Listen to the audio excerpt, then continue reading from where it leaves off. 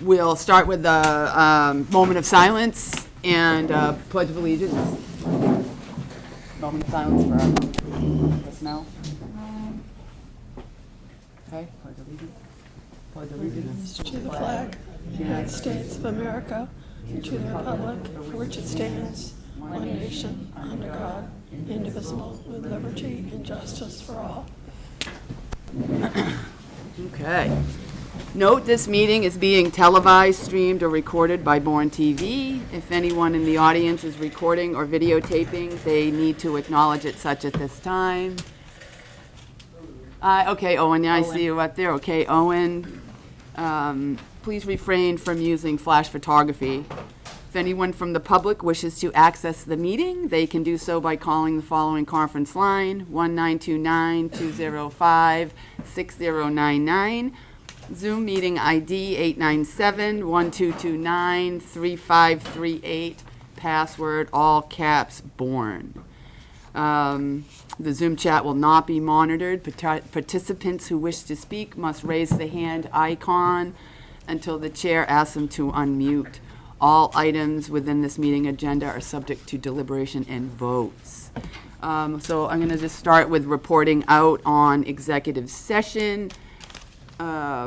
We had a discussion with Train, which we have sent off to our town council for further action. We did approve and release some minutes, and our IAFF is actually on our consent agenda. So that is what we're reporting out. Public comment. Public comments on non-agenda items. Public comments are allowed for up to a total of 12 minutes at the beginning of each meeting. Each speaker is limited to 3 minutes for comment. Board members are unable to respond due to posting requirements of the open meeting law. Do we have anybody signed up for public comment this evening? Okay, no one online. Okay, hearing none, I guess we're going to move right on to our next agenda item, which is the public hearing. Okay. So, pursuant to Massachusetts General Laws, Chapter 138, the Bourne Select Board, acting as the local licensing authority, will hold a public hearing to consider the following. Am I on the right page? Yes. Okay. Doing great. Review the ABCC decision dated April 29th, 2025.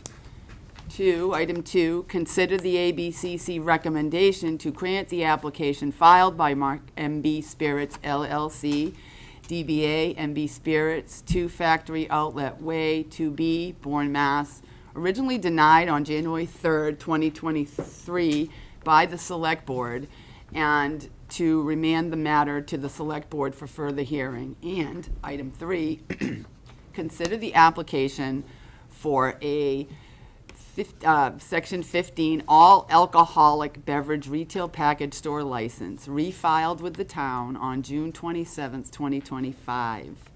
I hereby open the public hearing. As the first order of business, I am entering into the record of this hearing a copy of the legal notice provided by the town for this public hearing, a copy of the ABCC decision inclusive of all documents listed by the ABCC as evidence for its decision, and a copy of the application with supporting materials, including written public comment received to date. Having taken those actions, we will now hear from Town Council Brian Bertram regarding items 1 and 2, the April 29th ABCC decision and recommendation. Yeah, Okay. Can everybody hear me? I'm not sure if this is amplifying or what. If I That's need to just speak. for them. You have to talk. You have to talk and project towards the audience. Okay. Well, I've never been accused of being quiet. So I'll talk about this procedurally first, and then I'm not going to get too much into the weeds of the decision. It's available for everybody to read, but I will sort of finish with a synopsis of the law.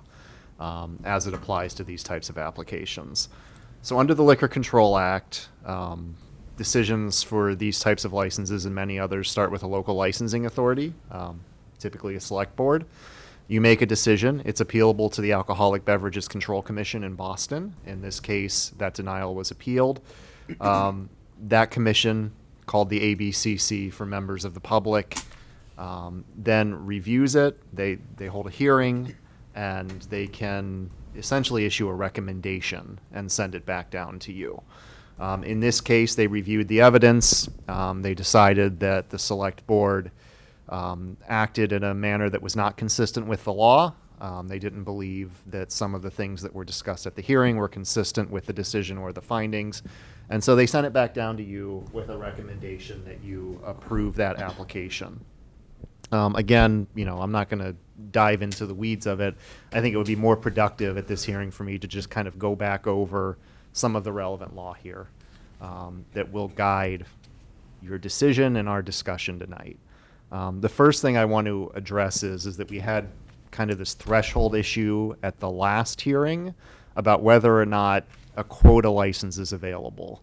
And I think most of you understand what this is, but I'm just going to pause again because I know I have members of the public who may not understand this concept. The way that a community gets licenses is essentially by population. And when you turn over certain population numbers, a new, what we call quota license, becomes available to the town. So the reason that there was an application in the last hearing was because the town of Bourne had grown past 20,000 residents. And by doing so, that created, under the Liquor Control Act, a new available license. We have a history where many years ago, there were a series of special laws passed by the state legislature that sort of created special licenses, and there was some question about whether that affected the quota system. We concluded at the last hearing, and I issued an opinion, and I want to reiterate it again, that notwithstanding those special acts, there is another quota license available. The ABCC believed that this may have infected the deliberations in some way. I don't want to leave any shred of doubt on this record. There is a quota license available. That is my opinion as your town council. So with that said, we do have an application for a license that is still before you.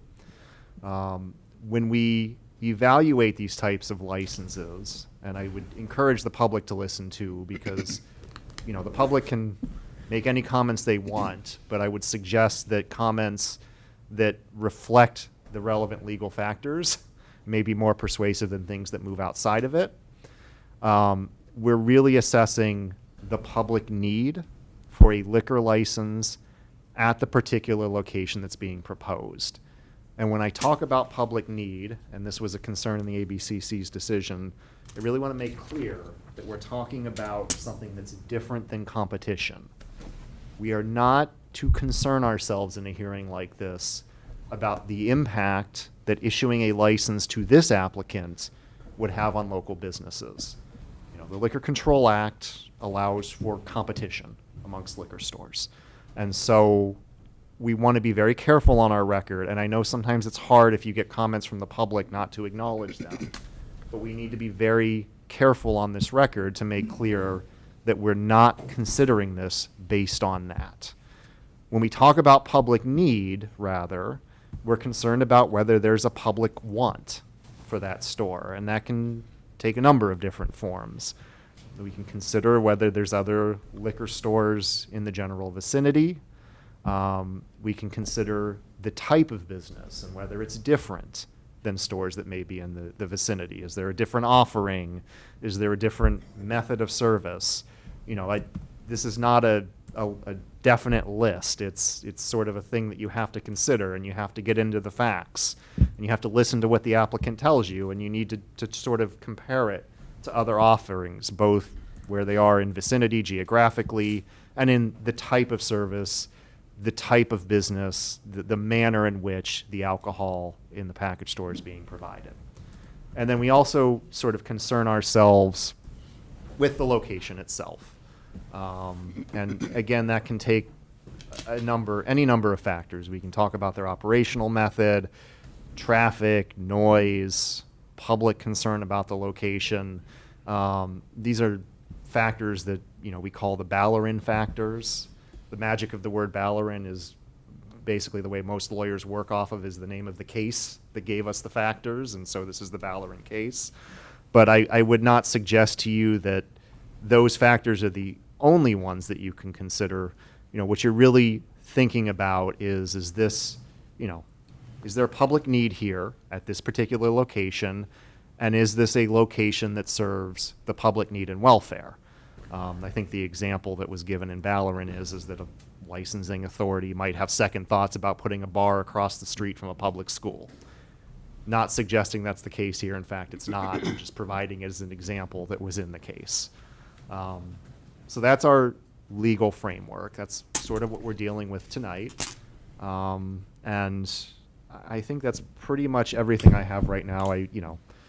This is my statement. I would invite the chair at some point to ask the applicant for their statement of the law as well, to give them a full and fair opportunity to sort of not only address these factors, but anything else they think is relevant. But that's sort of the situation we find ourselves in, and sort of my view as town council about what our takeaways should be from that decision, which is this is how we need to apply the law to this application.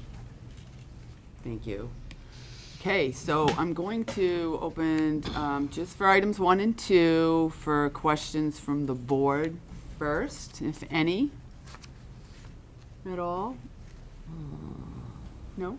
All right, and so I will now, on questions 1 and 2, only open to public comment for items 1 and 2 only, if anybody has any comments on that. Okay, so does the board have any follow-up questions for town council? Okay. All right, so next would be the applicant to come up to the podium and do your presentation. Are we opening the public hearing? We have to, yes. Yeah, you opened it. We opened it. The public hearing, yeah.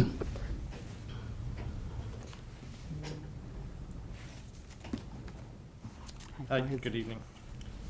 My name is John Aida, the law firm McDermott, Quilty, Miller & Hanley, 28 State Street in Boston. I'm here on behalf of the applicant, MB Spirits LLC, doing business as MB Spirits. As your town council, Attorney Bertram, indicated, just briefly by way of background, we were here a couple years back. It's been quite some time. December of 2022 and January of 2023. On those two separate occasions, the board met, decision was made.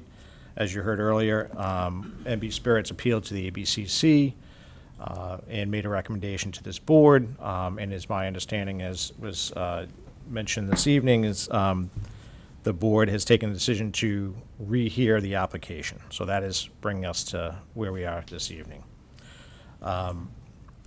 This license is to be located at 2 Factory Outlet Way, Suite 2B, which is across the parking lot from the Market Basket location. The applicant, MB Spirits LLC, is a wholly owned subsidiary of Demoulas Supermarkets, Inc. Demoulas Supermarkets, as you know, does business as Market Basket. MB Spirits operates 5 other licenses in the state of Massachusetts. 2 additional licenses they hold but do not operate. Those are in Chelsea, which the building is under construction, and in Plainville, there's no yet building constructed. So they hold 7 licenses. They are experienced and responsible operators. They have an exemplary record. They have never had a violation for over 12 years in the state of Massachusetts. Their oldest license is dated 2012, and they've had no history of any violations. In addition, they operate over 30 stores in New Hampshire and 3 stores in Maine, all of which have similar alcohol sales. Again, exemplary record, no history of violations. Some of those stores date back to the 70s and 80s when they first offered those beer and wine sales to customers. They attribute their success to their strict security and sales protocols. They have advanced POS systems, and most importantly, they have trained and knowledgeable staff. Some of the staff have joined me this evening. First and foremost, I have Amir Payazotovich. Amir is the store director. He's also the proposed manager of record. He's been with the company for nearly 25 years. And that is not something that's uncommon when you hear and go down the line Most of these, probably the only reason why is age-based, and whether they started at 13, 14, or now it's 15 is the beginning age, they've all been with Market Basket for decades, and it speaks a lot to the company that they're with. So Amir, just briefly by way of his experience, he has over 7 years experience as a store director and manager. He is familiar with the rules and regulations of the board, the ABCC, and the laws of the Commonwealth as it pertains to sale and service of alcohol, and he is also tip certified. All staff members of MB Spirits is and will be tip certified, and that speaks a lot to the type of operation that they run. Joining Amir is Jamie Canine. He's a regional supervisor. Jamie's been with Market Basket, how many years, Jamie, to put you on the spot? 37. Only 37 years. So he's been involved in a lot of the different operations, store to store.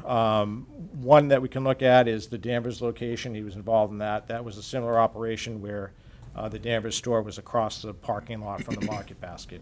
For about 18 months they ran that way, so they had an opportunity to move the store adjacent to the current Market Basket. So very similar circumstances to the site plan that we have at this current location. Also joining us is Mike Clark. He's a spirits division buyer. Mike has been involved probably in all the last openings of several stores, getting involved, getting opening, and has decades of experience as well. The reason I'm pointing all these individuals out is because it's a team operation. So for all their stores that they've recently opened up, they bring an entire team with them to make sure that there's no issues or concerns. And that speaks volumes to the fact that there have been no violations in the past. In addition to these three gentlemen, they would be joined by people that have had hands-on experience, area stores, where geographically they'd be pulling spirits manager and assistant spirits manager, as well as other staff members into that to train for several months or however long it takes to get everyone trained and up to speed. The intention here and the idea is to hire at a minimum 15, it'll be at least 15 full and part-time employees at this location. They hire locally. They give preference to that. They want to embrace the community. They've done so already. Market Basket, as you know, has been in Bourne since 2012 and has drawn from the community itself. The store itself, it's just shy of 12,000 square foot. It is, on average, a little smaller than their other stores. And in terms of the hours of operation, they believe in the work-life balance. The stores close at the same hour as the market. Right now, closing hour is 9 p.m. They also open up an hour after opening. It would be 8 a.m. would be the earliest they open. So even though statute allows them to serve from 8 to 11 p.m., generally Sundays 10 to 11, they have shorter hours to coincide with the store's hours. As I mentioned before, all staff will be tip certified. They believe they have internal checks and balances. They have their own safety and security protocols as well. Amir will tell you, and his predecessor before him would say that the #1 requested item in Market Basket is alcohol. It is something that has been more and more increasing as part of their business model and part of their brand, as I mentioned, since 2012. On average, a customer goes to the Market Basket, they spend about an hour there. It is a destination stop. So they see that as an opportunity to also give back to the customers another added convenience, and that is to include alcohol sales. This is an area that is not currently served. So if customers go here, they don't have to go from one side of the town to another to shop around. They can do all their shopping in one location. Customers want this. They want the convenient one-stop shopping experience. They can buy their groceries, go next door, purchase their alcoholic beverages, all without having to leave the parking lot. This is something that they are very customer-driven, customer-based. Anything that a customer will come up to any of their staff or management, they ask for a certain item, or a certain product or whatever it may be, goes on the top of their list. They definitely see that. They want to make the customers happy, and they're happy to do so. They really are. So this is very much customer-driven, this application. From the start of this process through today, MB Spirits has obtained over 11,500 signatures in support of their application. I did provide those in an email, but I did promise I'd make a hard copy. So I do have all these here.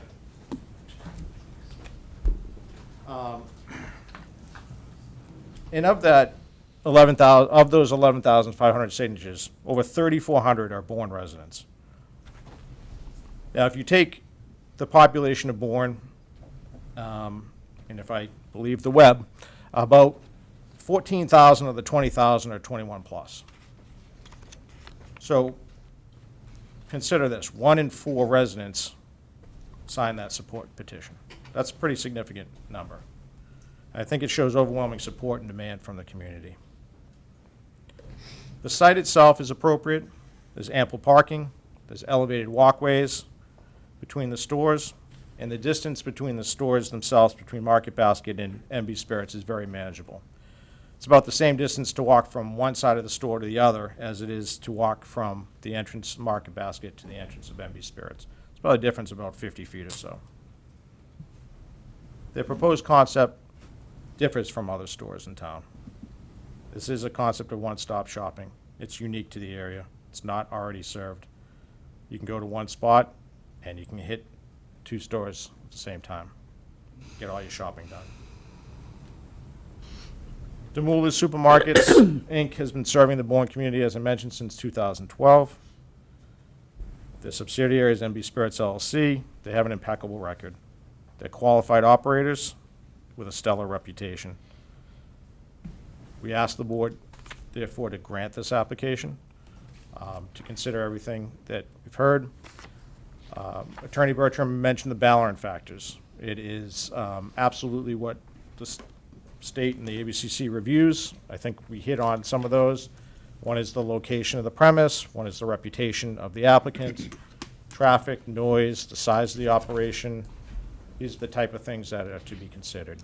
The views of the inhabitants. I would venture to say that the signatures we have are the views of the inhabitants. I'm sure you're going to hear some more support this evening as well. But you take all those things into consideration and know that the town is in good hands with Market Basket and MB Spirits. They know the operation of alcohol sales is in good hands because there is no history of violations, and they take that very seriously. This is a standalone store. That model has been very successful for Market Basket.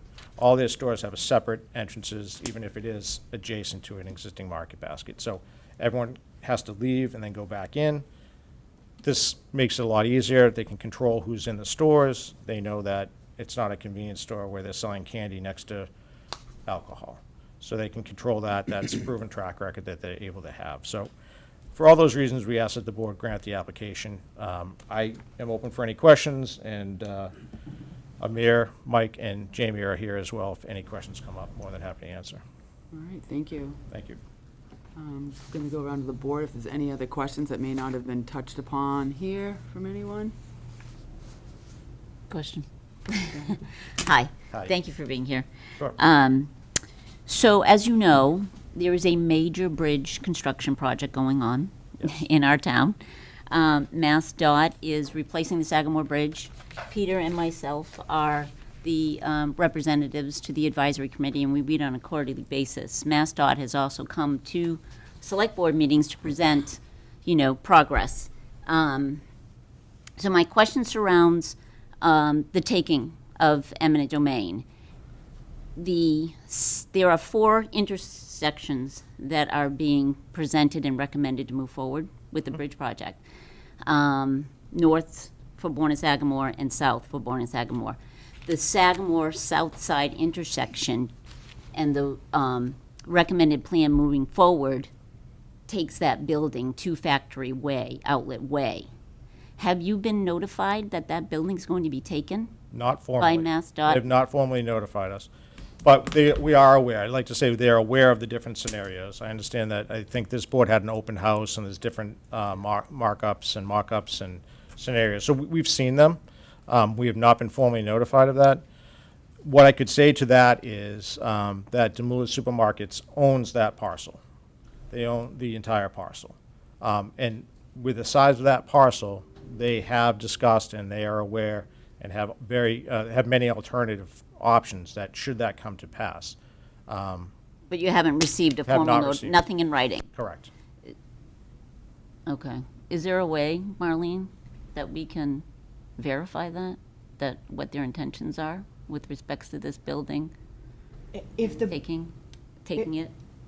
if the board would like me to reach out to MassDOT, I'm happy to do that. Okay, Please. all right, anyone else? Jean? Well, I did attend the MC3 meeting last week, and MassDOT was there, and those plans are moving ahead, and they've actually got another open house scheduled for the community for September. The maps are up. Yeah, I mean, I would just speak to those. There are several plans, several different options, so, we have not been notified of that this is the option, this is where it's going. But we're certainly aware that that is a possibility.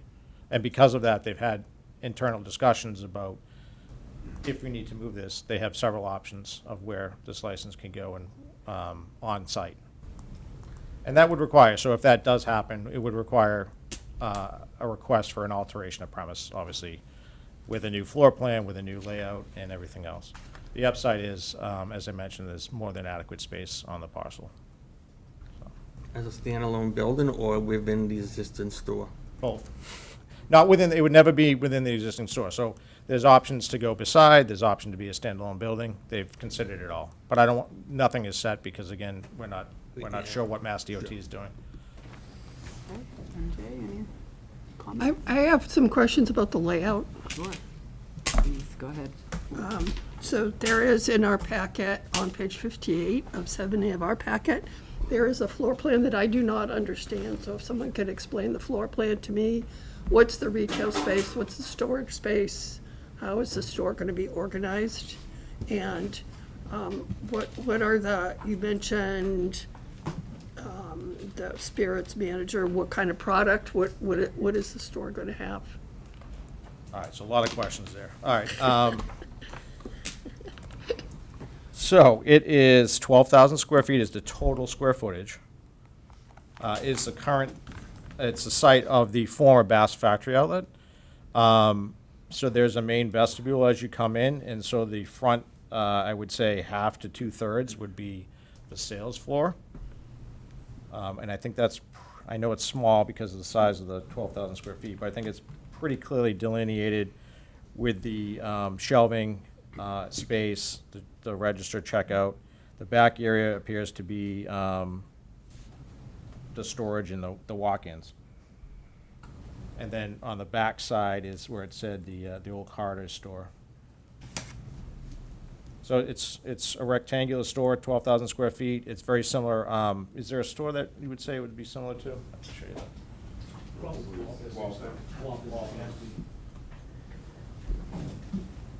It's very similar to our Waltham store. In most of the stores, I think about 14,000 square feet. Is that Waltham?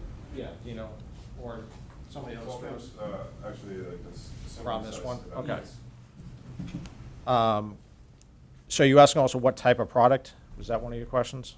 Right, I mean, The entire store is licensed and it would carry all their, both their traditional brands. It would have craft beers, it would have wines, it would have liquor. I mean, everything you can imagine. It's a full package store. It'd be Okay, so you said about half to 2/3 is the sales floor, and then some storage. actually looks like Some of three- our licenses do say exactly, so much retail space, so much storage space, how many entrances, how many exits. Yep, I The have- licenses can be very detailed in terms of what Yeah, there's the one main- premises was going to be. There's one main entrance and exit, so that's listed in the application. Okay. Through the vestibule. We have the description, right, on the application. If I'm looking here, I would say probably 3/4 of that is sales area, so I would say 9,000 square feet is sales area and 3,000 square feet would be storage and then there's an internal office, maybe carve out another, 100 square feet in the front. Okay. Any more questions? That's it? Do you plan on, through the chair, are you gonna have vendors come in and service their own products, so the employees are gonna be basically cashiers and, or is your own pay staff gonna be managing the stock out of the back room? I'll turn that over It will be a mixture of both. The vendors will come in. We have people at home Yeah, watching us on thank you. TV. You need to be at the microphone. Yeah. So the vendors will come in and help, but our employees will also stock the shelves, receive deliveries. And to work in the spirit stores, you have to be 18 plus, so it'll be Yep, all understood. 18 plus employees. Okay. And as well as employees that will only be cashiers and a mixture that will do both. Thank you. Any further questions from the board? All right, hearing none. So I'm now going to open the floor to public comment. Each speaker, again, is limited to 2 minutes. Before you speak, please state your name and your street address. If you have any questions for the applicant, please address them to me, the chair, and I will ask the applicant to respond when your comment time has concluded. Anybody here to speak for public comment regarding the MB Spirits application?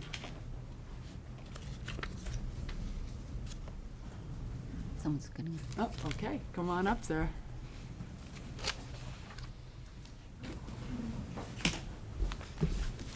Good evening. Mark Savalinsky from Hollow Farm Road, Sagamore Beach. I got up and spoke the last time I was here, which was amazingly 2 years ago.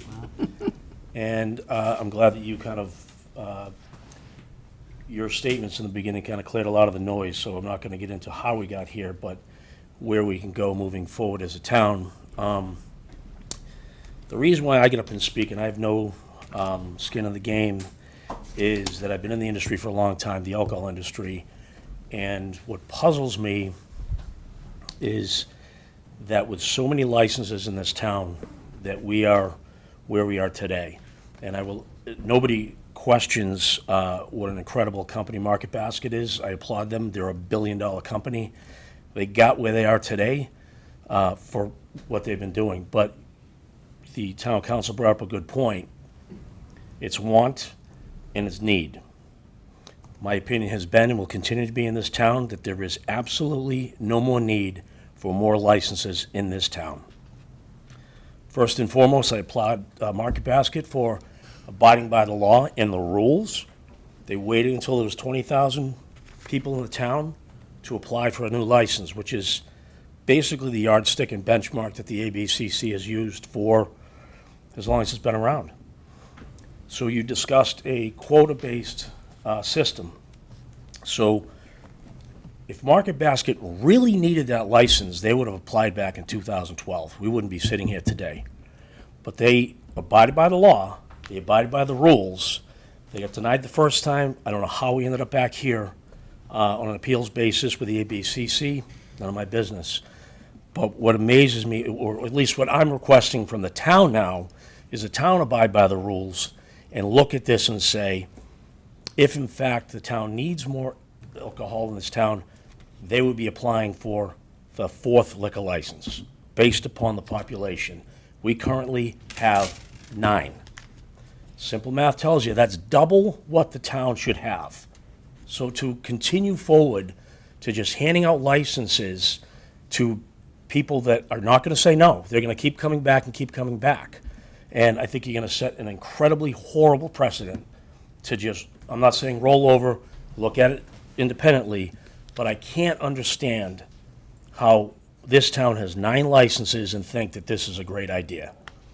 I feel that the community is more than served. This attorney here stated that it was one-stop shopping. I don't understand how you can be walking 200 yards across a parking lot and say that that's one-stop shopping. And I would even challenge the fact that with, surveys and whatnot, those mean nothing.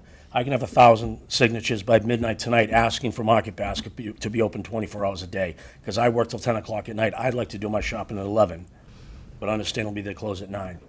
But to wrap up, I just strongly feel that Market Basket's been playing by the rules. They get denied in Hanover, and what do? They went and they bought a license. They went by the rules. that every other single license holder has done in this town. They bought an existing license. And I know we can't talk about competition, but these licenses are anchored to the town. They can't leave. They cannot pick up and leave. So, to, reiterate, I hope that the town looks at this and realizes that we're already 100% over, what we should have for licenses in the town, and I hope that you take that into consideration. Thank you. So the applicant has an opportunity to address the comments if you choose. Do you want me to address? It's up to you. It's, you do have it does say off the application an opportunity to address a comment, so I can use that. I don't think it's going to be in best interest to go back and forth on each of them. Some of the comments I'm sure I'm going to hear warrants a response, and some do not. If you want me to, this is not an issue where it's market baskets need. This is customers' need. This is driven by that. It's communities' need. So it's a little bit different than market baskets seeking this out on market baskets need. That's not the criteria or the criteria that the board should consider. Also, I think Attorney Bertram did a good job talking about the quota, but it's based on population. We're not 100% over. It's not that there should be 5 licenses and there's currently 9. There should be 10 licenses because there should be 10 licenses. That's what the ABCC regulations and the quota system has determined. So you're not doubling it. You're just staying within the quota if you were to issue this license. I'll probably wait till the very end to see all the comments if that's okay. That may be the best way to approach this as opposed to going one at a time. Okay. Thank you. Any other public comments regarding this applicant? All right, seeing none, hearing none. Okay, licensing authority follow-up questions, if any? Nobody? All right. Some comments. Sure, go right ahead, MJ. There's not a lot of people here from the public speaking. We did get 2 letters of support from the public, which are people that we can identify and know. So I want to talk a little bit about the need and the question of how many licenses we have and the need. So the town of Bourne did in 1981 at the special town meeting, request of town meeting that 5 or 6, I think it's actually 6, 6 special licenses be issued. And those special licenses took seasonal package stores that were operating as seasonal package stores and created special licenses over the quota that was established at the time of, I think, 3 plus 6 was 9. So, and the purpose of that was to help those businesses have year-round income and be able to be viable businesses. So not in a competition way, but in a model of being able to have successful businesses. And so all of those licenses are still in operation. So when we went from over 20,000 population, we went from having 9 licenses in Bourne to having opportunity for a 10th license.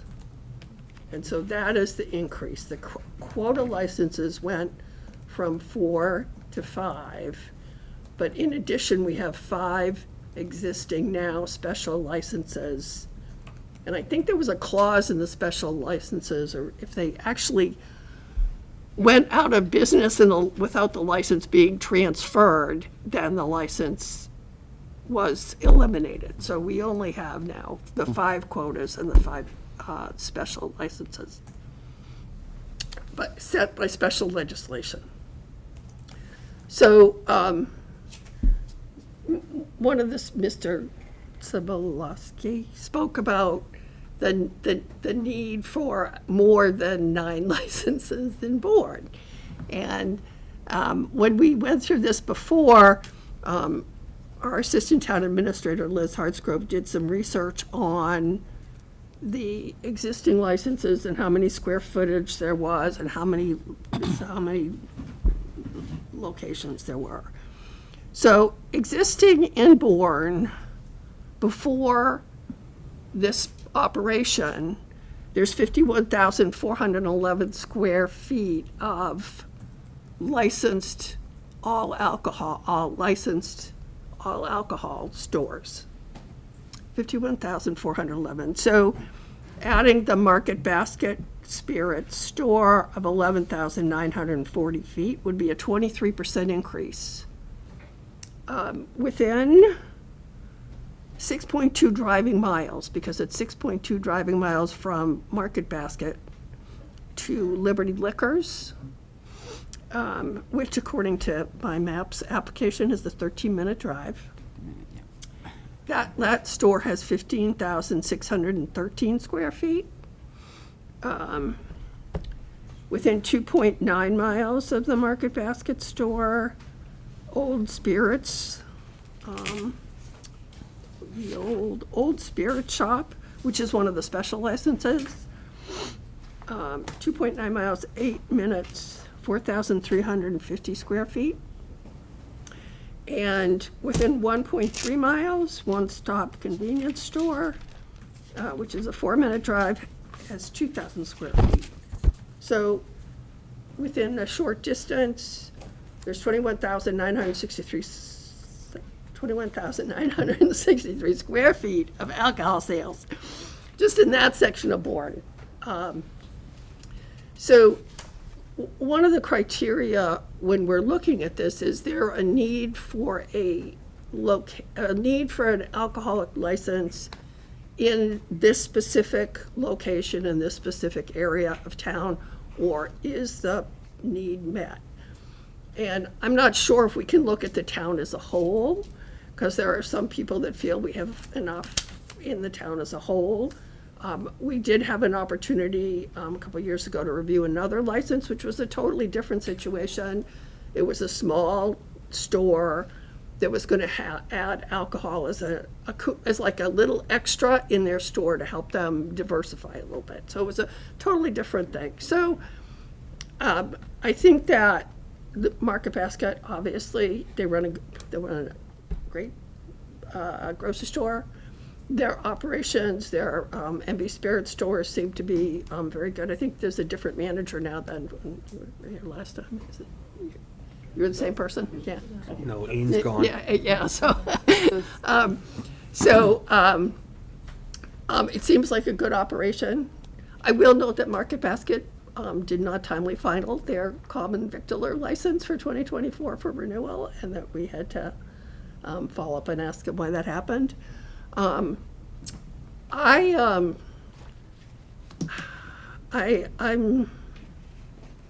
would like to hear more from the public, actually, because I think there's two sides to the story. Sure. I mean, it's a difficult decision.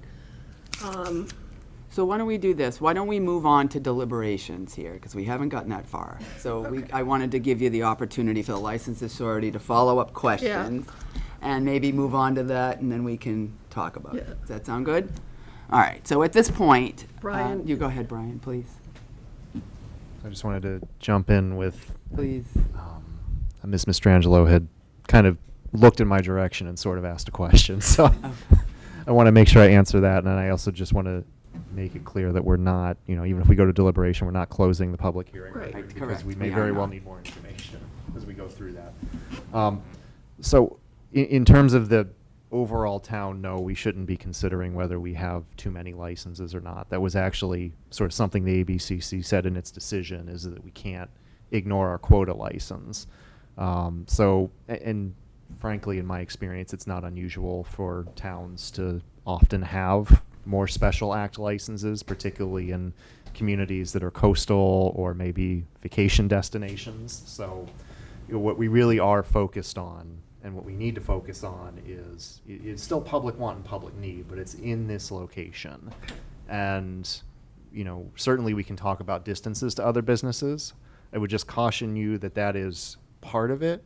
When we talk about those other businesses, we also need to talk about the business models too, and whether they're the same or different as the other businesses that are in the vicinity. So as you go into deliberations, I just wanted to give you the benefit of that.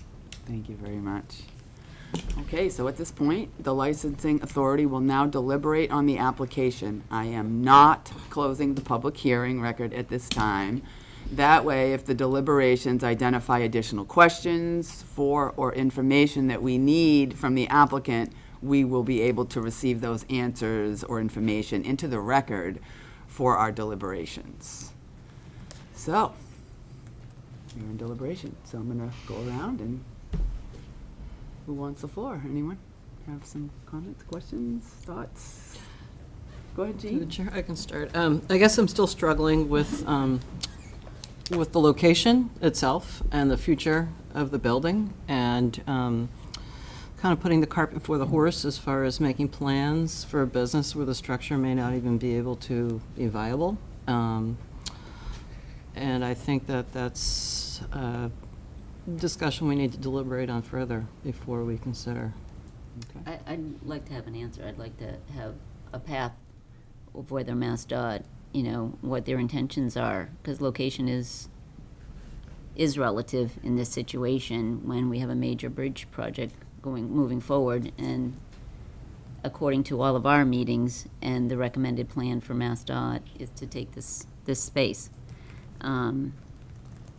So timing of it is unpredictable, of course, but I don't know if the town administrator has the ability to get some answers surrounding that.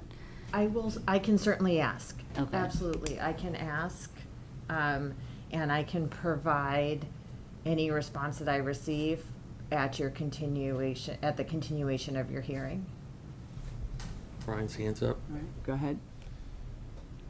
I was going to say it would probably also be useful to, if the applicant is open to it, providing what further information they have on that. And not just factually, it's not too often you run across this situation, and it might be helpful to the board to get the applicant's legal position on how, if at all, that is relevant to the Ballerin factors and the analysis that we're doing. I confess I have some thoughts, but I would really like to see what the applicant has to say about that before I sort of start giving advice. I think it's only fair. Okay. Thank you again. Yeah, so I guess the question I have to you is, for the sake of argument, let's assume that that bridge is going to take that entire building. As I've stated prior, that would then prompt us to come back in front of the board with a new set of floor plans, a new location for that. The building doesn't have to be constructed. It can just be on paper. The ABCC has taken those into considerations and approved those applications if it's just a to-be-built plan or site plan, whatever it may be. We've gone through that on several different locations where they've built out that building, and it's taken 2 to 3 years to construct. So if, in this instance, I would just caution you saying we're not going to approve because of what ifs and what mights, versus if the license is here. I mean, as it were, it's already been 2+ years, and there's no further progress on that bridge. Is it impending? We all think so. We think it's happening, but it could be another 3 years before that parcel's taken. It could be, who knows?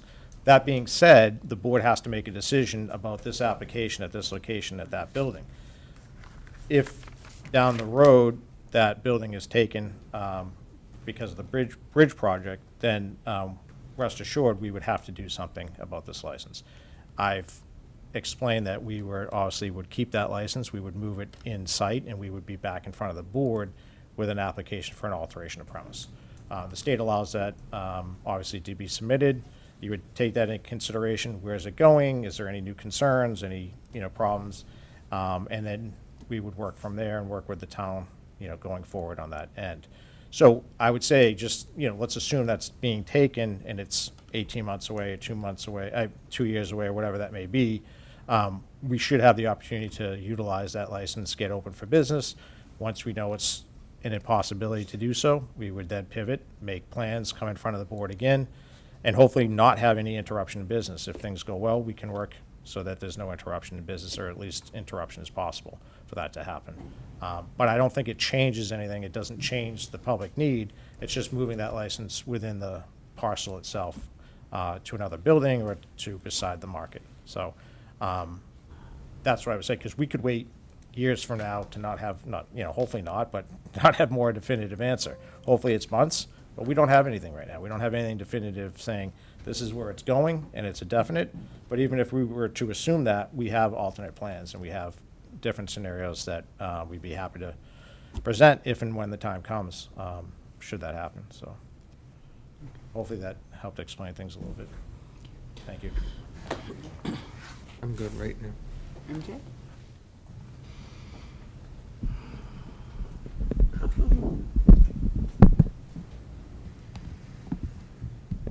think I'm okay.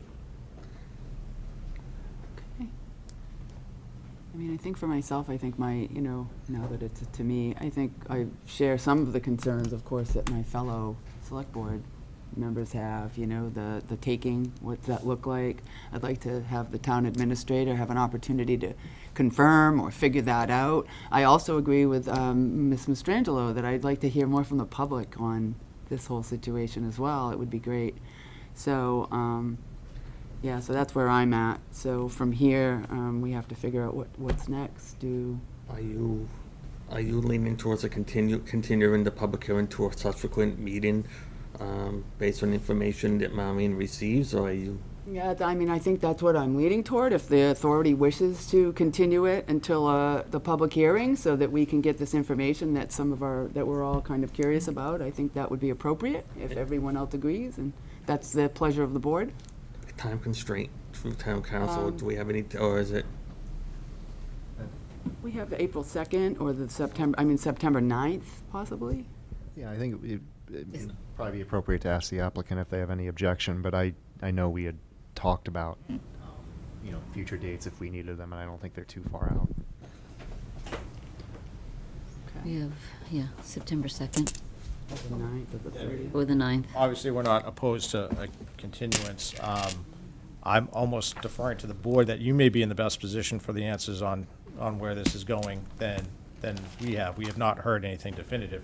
I know you've had open houses, you've had conversations with DOT and the like, so maybe we have an answer in a month, I don't know, or a few weeks, I don't know.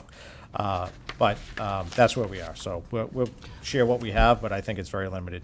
Yeah. Our MassDOT meeting's been rescheduled from September to October. It has been, yeah. Oh, it has been. Yeah. So we're not gonna know It was before originally October. supposed to be our quarterly, yeah. Go ahead, please.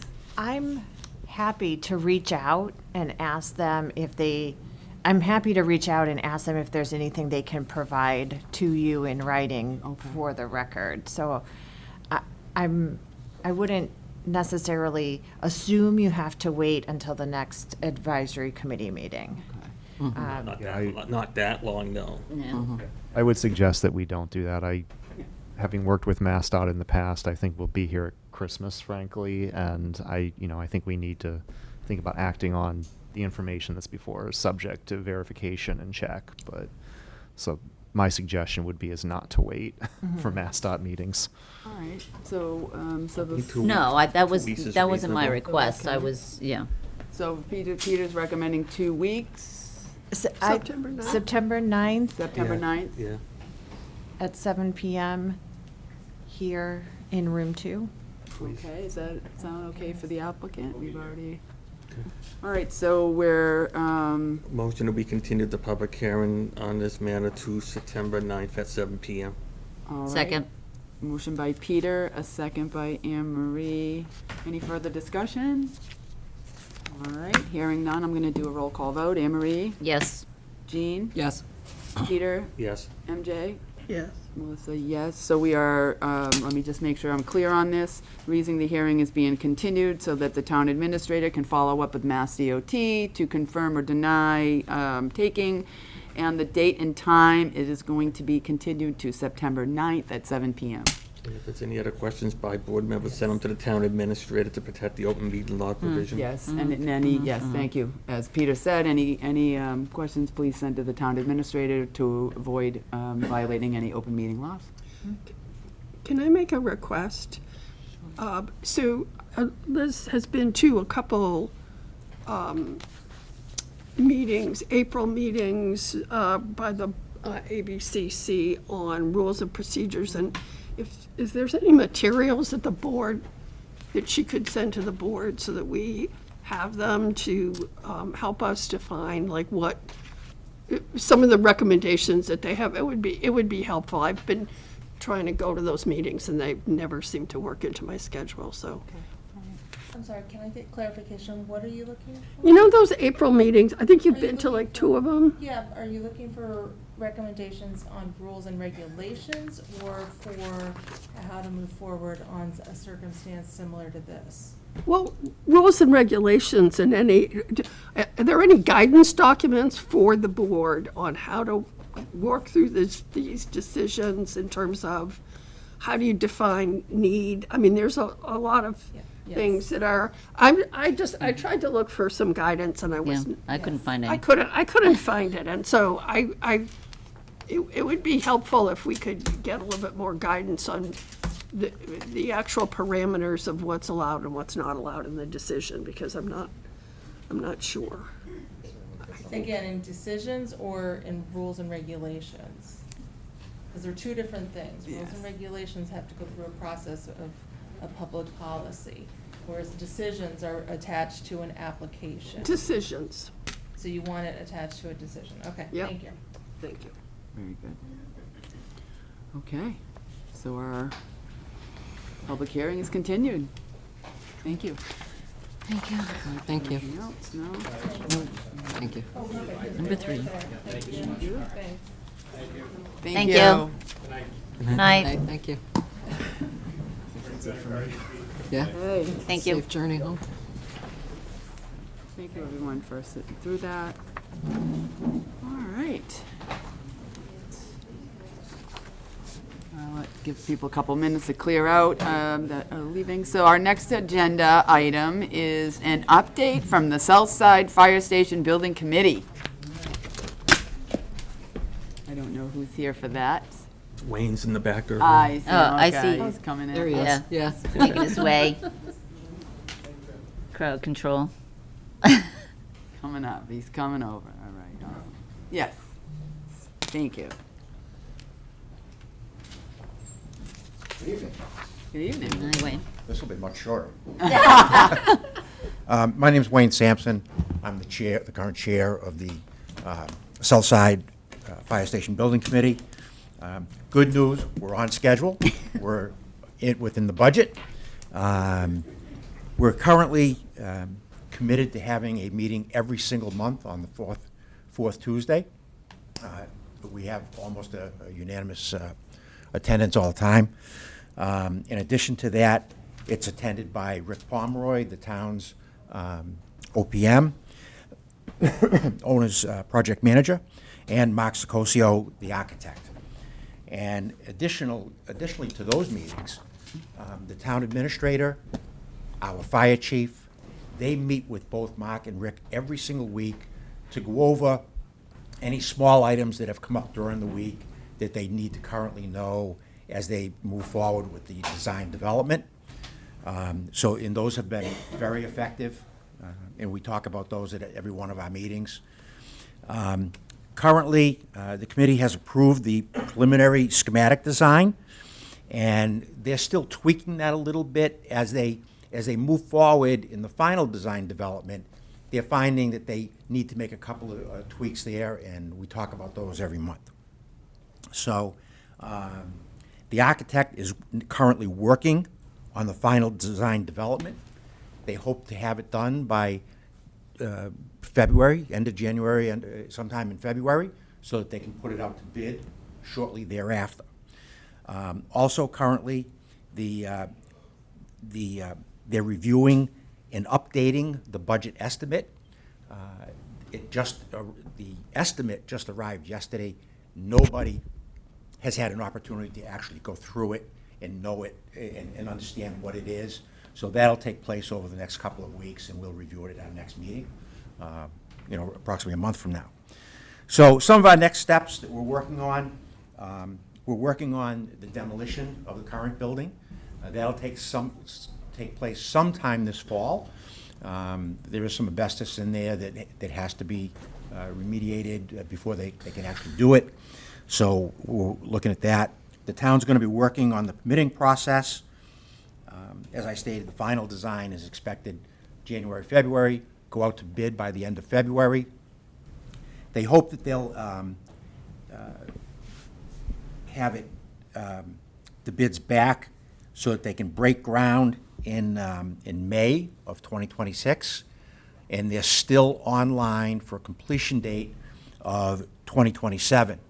One comment that I wanted to make, and I think people will find this very interesting, is that relative to going out to bid, because this bid is over $10 million, our OPM is required to pre-qualify all of the bidders, which is great because we want to make sure that we have quality people that are applying for the position or for each job, each contractor, as well as the subcontractors. So that's extremely important. They also told us today that they're currently bidding quite a few other jobs, and that the bidders are being very aggressive, looking for work, and that is to the benefit of the town relative to the potential bid prices that we hope are very competitive. So that's the quick overview. Be happy to answer any questions for you. Thank you very much, Wayne. Go around and. Anne Marie had a hand up. There you go. Please, go ahead.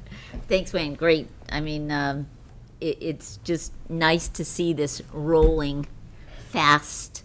It actually is. They're We're faster actually than making the- decisions every month, you Right. know. Right.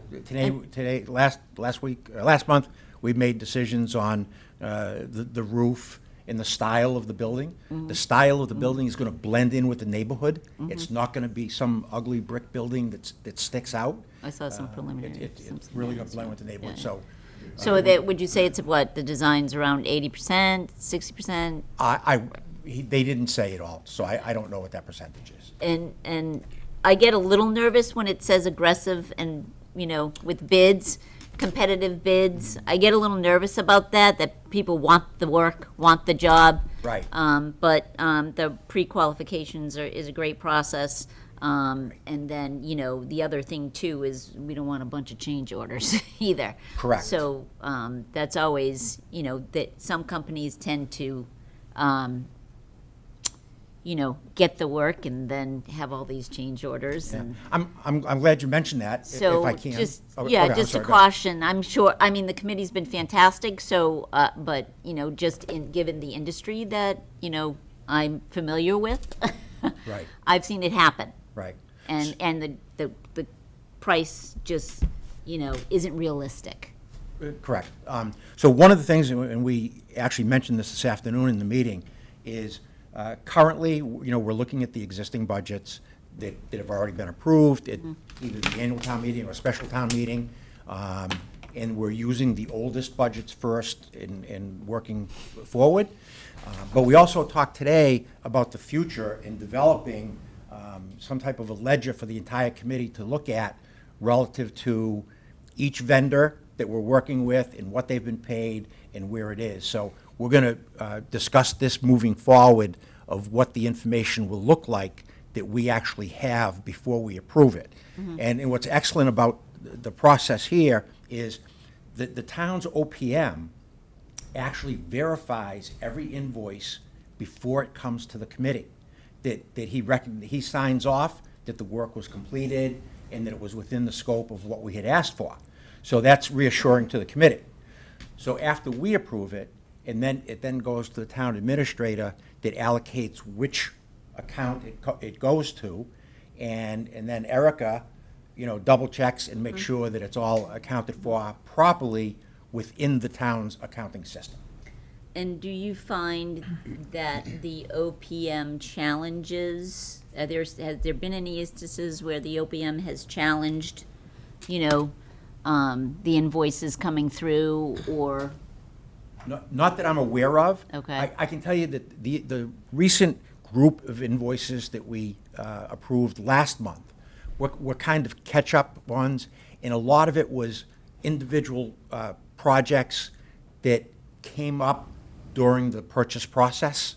So they were very specific in what they were asking for, and so they were appropriately, and some of them were bidded out during the process. So you find that he's adhering to what the committee and the budget process and what Yeah. the target that you have to hit.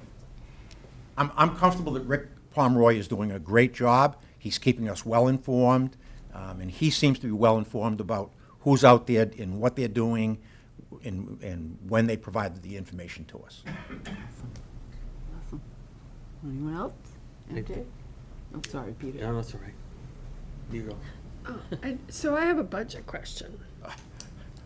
I'm not sure that's my area, but okay. Well, I mean, and then I think it's, because I asked the question back in March, when we were presented with budget estimates, and we had approved at the January town meeting $1,750,000, I think, for the purchase of the land and demolition. Correct. So, where are we in that? If we've got asbestos and if we've got this, I mean, how much of that $1,750,000 have we spent? How much have we spent of the original money that was appropriated for pre-planning? And so what's our total budget? How much did we appropriate? How much have we spent? And how much is left? And that when I look at as a building, on a building committee, that's what you want to be having them present to you. These are the invoices you're approving, and this is the budget line item it's coming from, and, how much contingency is left. So that's the budget structure that I'm really interested in being able to review.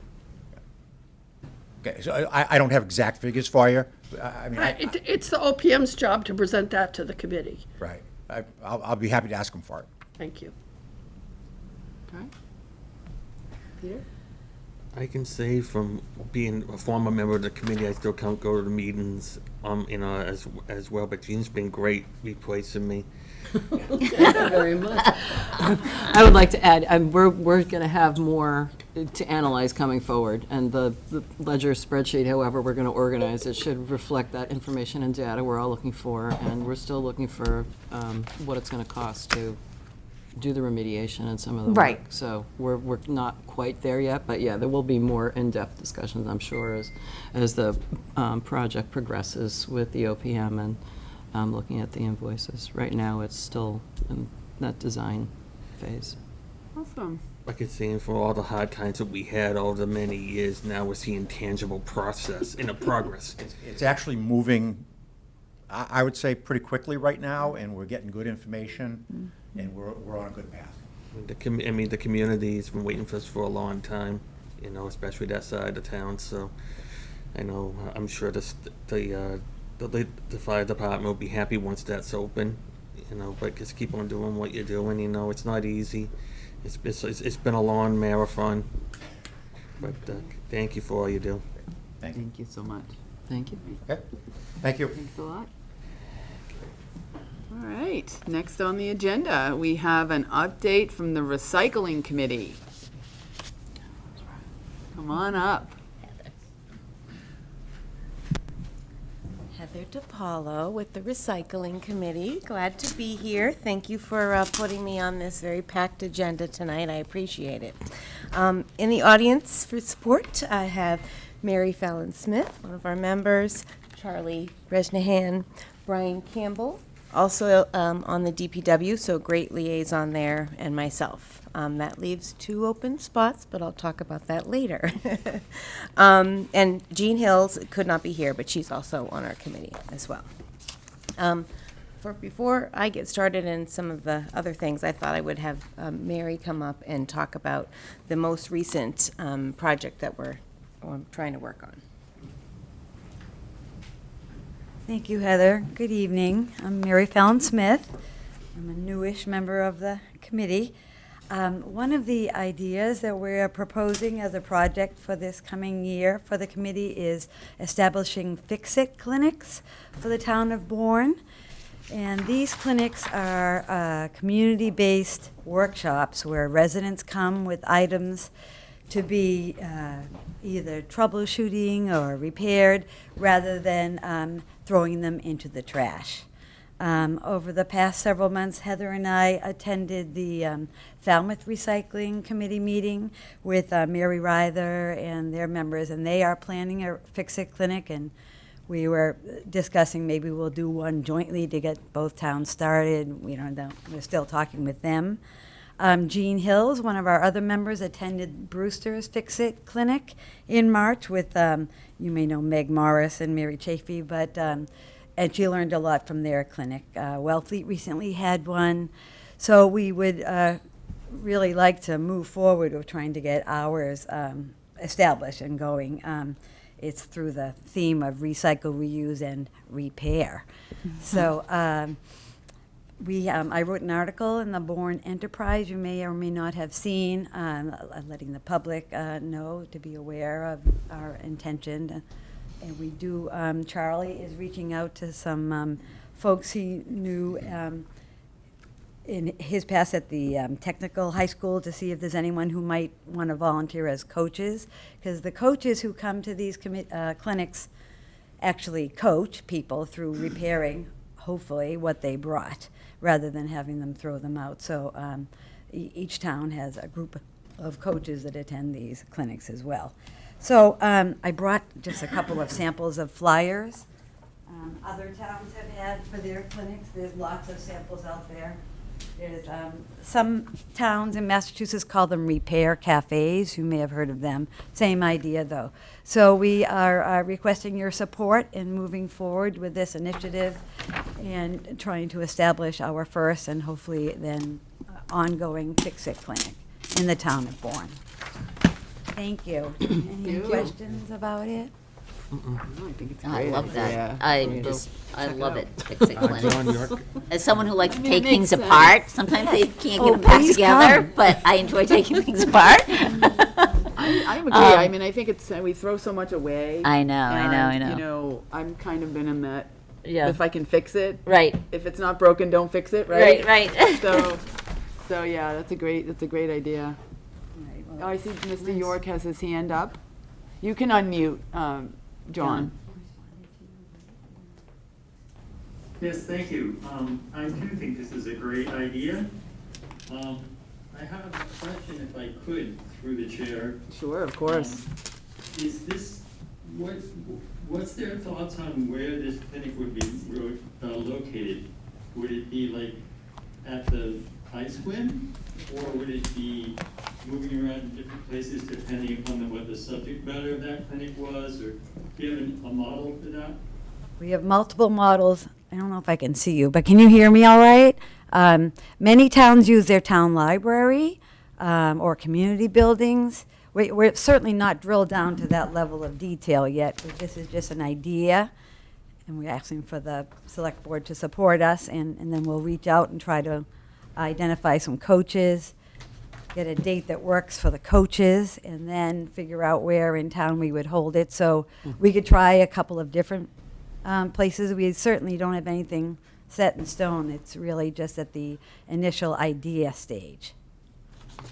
Right, so thank you. So first of all, if you're doing any bicycle repair, I would love to be a coach on that. Also,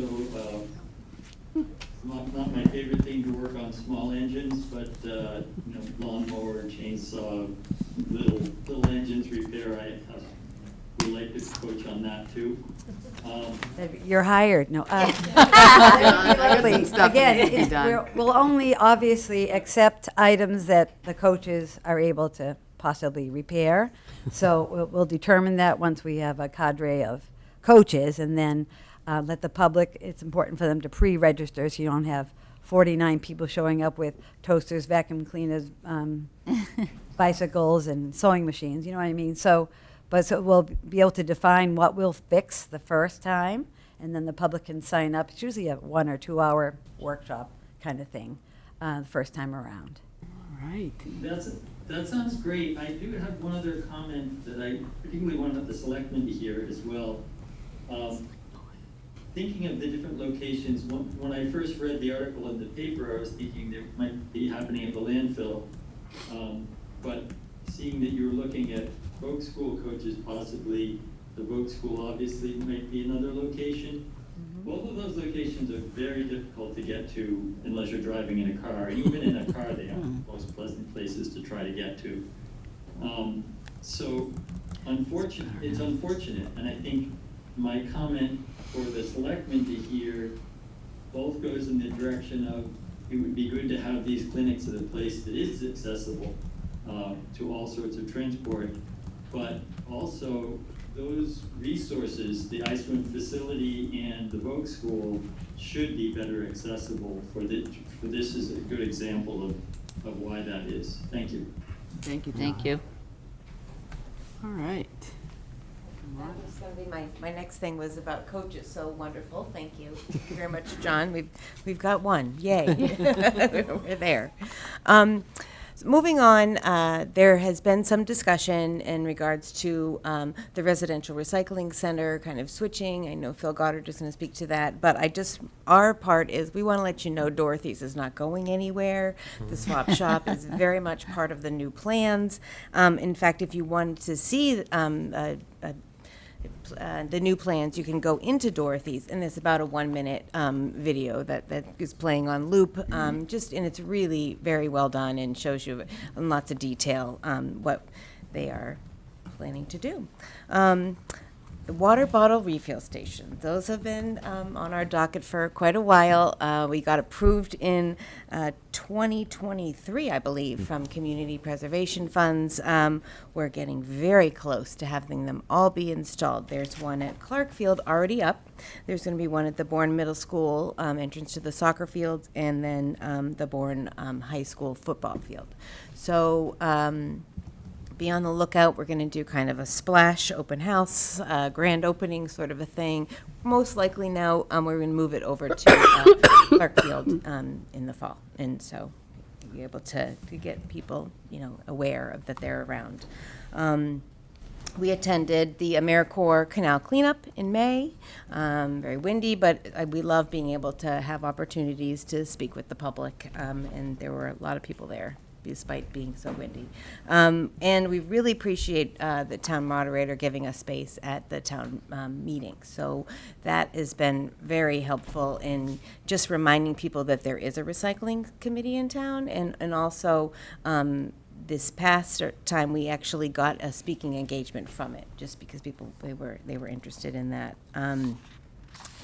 Other events that we've been to, the Discovery Preschool kids, we love visiting them, and it's a joint effort with the DPW, because after we do a little education piece, the recycling and trash truck comes, and ooh, it's so exciting, and they get to see it go up and down, and Brian had a great time with that this year, so that was really fun. The Pocasset Women's Club, that's the one that they decided that they would like us to speak after seeing us at the table.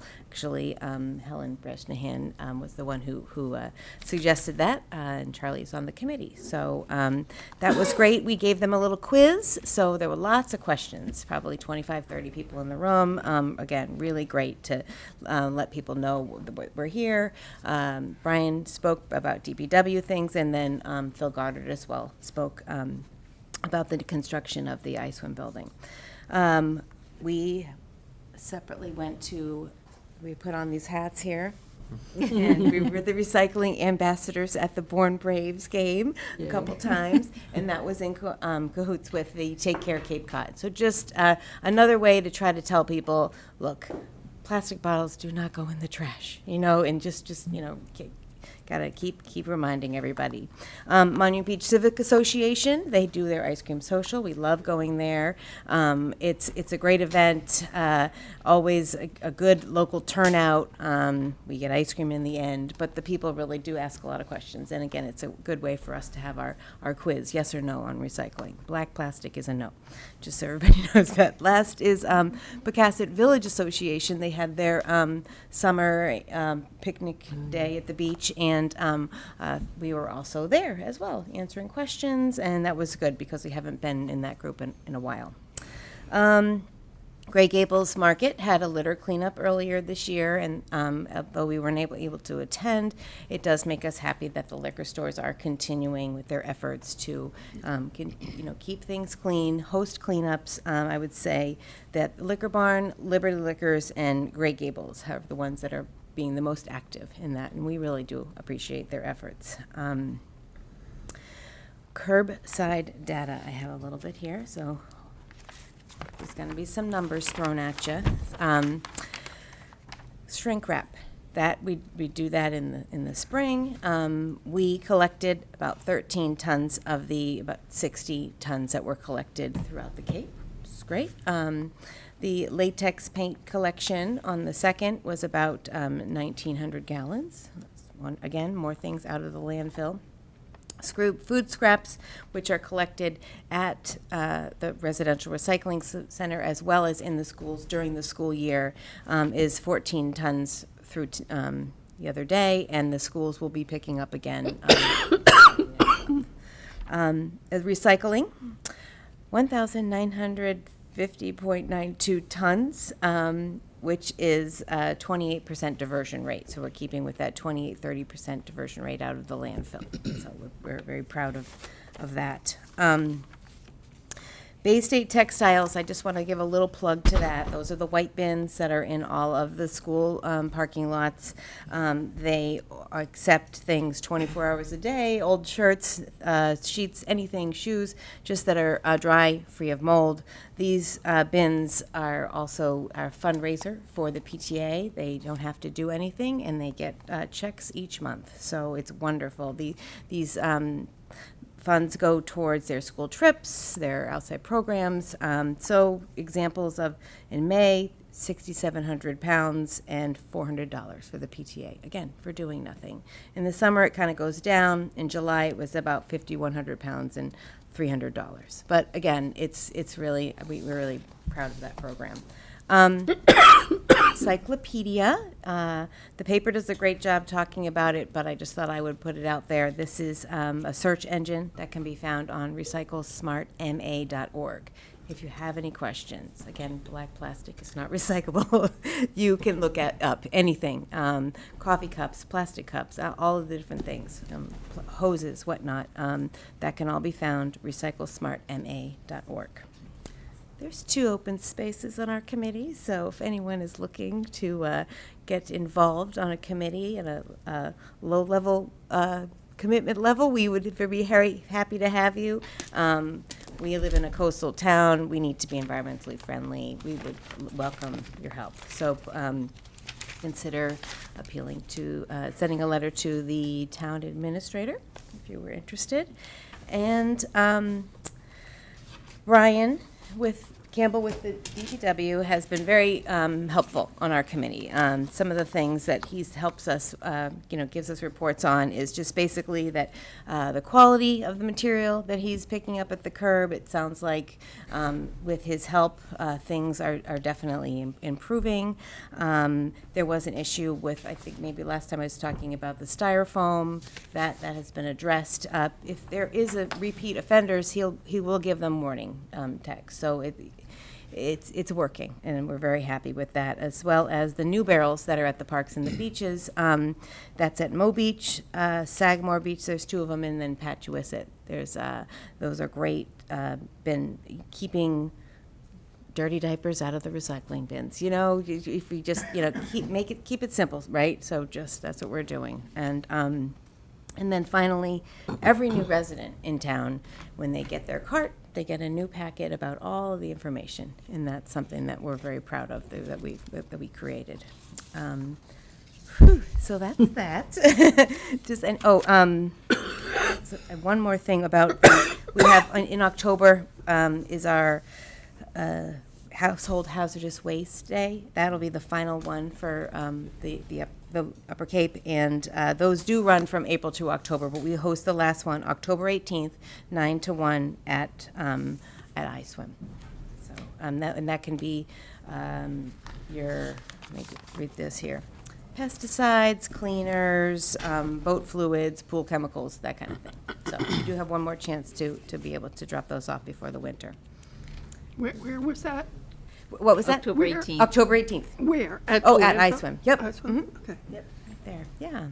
I don't know if anyone's been, but you've seen there's a changing of the way Yeah. we go in there. Yep, great.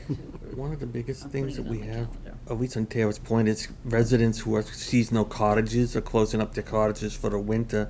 They go and they fill up their 5-gallon can of gasoline. They use a very little amount to mow the lawn for the summer. All of a sudden, they have no place to put the rest of the gasoline, other than offering it to neighbors if they, they're going to be year round. But sometimes they don't have that option. I just wish that there was a way we could get recycle or find a safe place to get rid of the excess gasoline. Because other than those hazardous, yeah, some of them could, yeah, some of them the owners I know of have electric cars, but not electric lawnmowers. Okay. But if they know anyone that has a car that uses gas. Yes. Bunga's saying this may be something to look, long term, see if there is a recycling option for that, or reuse option for that. Okay. Thank you. Keep that in mind. Yeah. Thank you so much. Does he have any other questions? Yes. I do have a question. Go ahead. What about what is the recycling possibility for small kitchen appliances, things like Instant Pots that aren't working anymore? Are those recyclable at all, or no, they just go in the trash? Or be brought To the Fix-It Clinic. No, but I can't live without my Instant Pot, so I that's I right. could have two then, I So guess. that would be a perfect thing to try to bring to that. So Okay, thank you. yeah, definitely. All right. Thank you very much. So much. Thank you for all, I mean, it's a very busy committee. Very busy. I was thinking that. Yep, we're just trying to get out there. So yes, thank you again for letting me speak. Thank you so much. All right. So next we have an update from Icewind Building Committee, including a possible recommendation to terminate the contract with OPM for convenience. Who is presenting? Oh, I see Asa coming, okay. Just didn't see him, he's so quiet over there. He snuck up on me.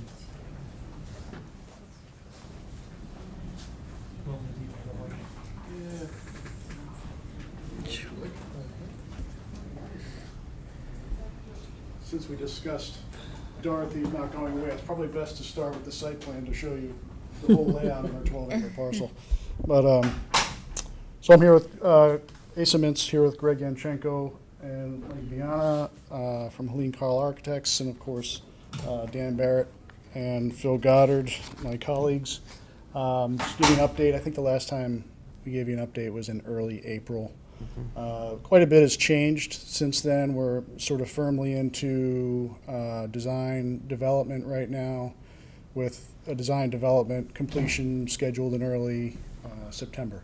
So a couple things that have changed since the last time we saw it was this building is now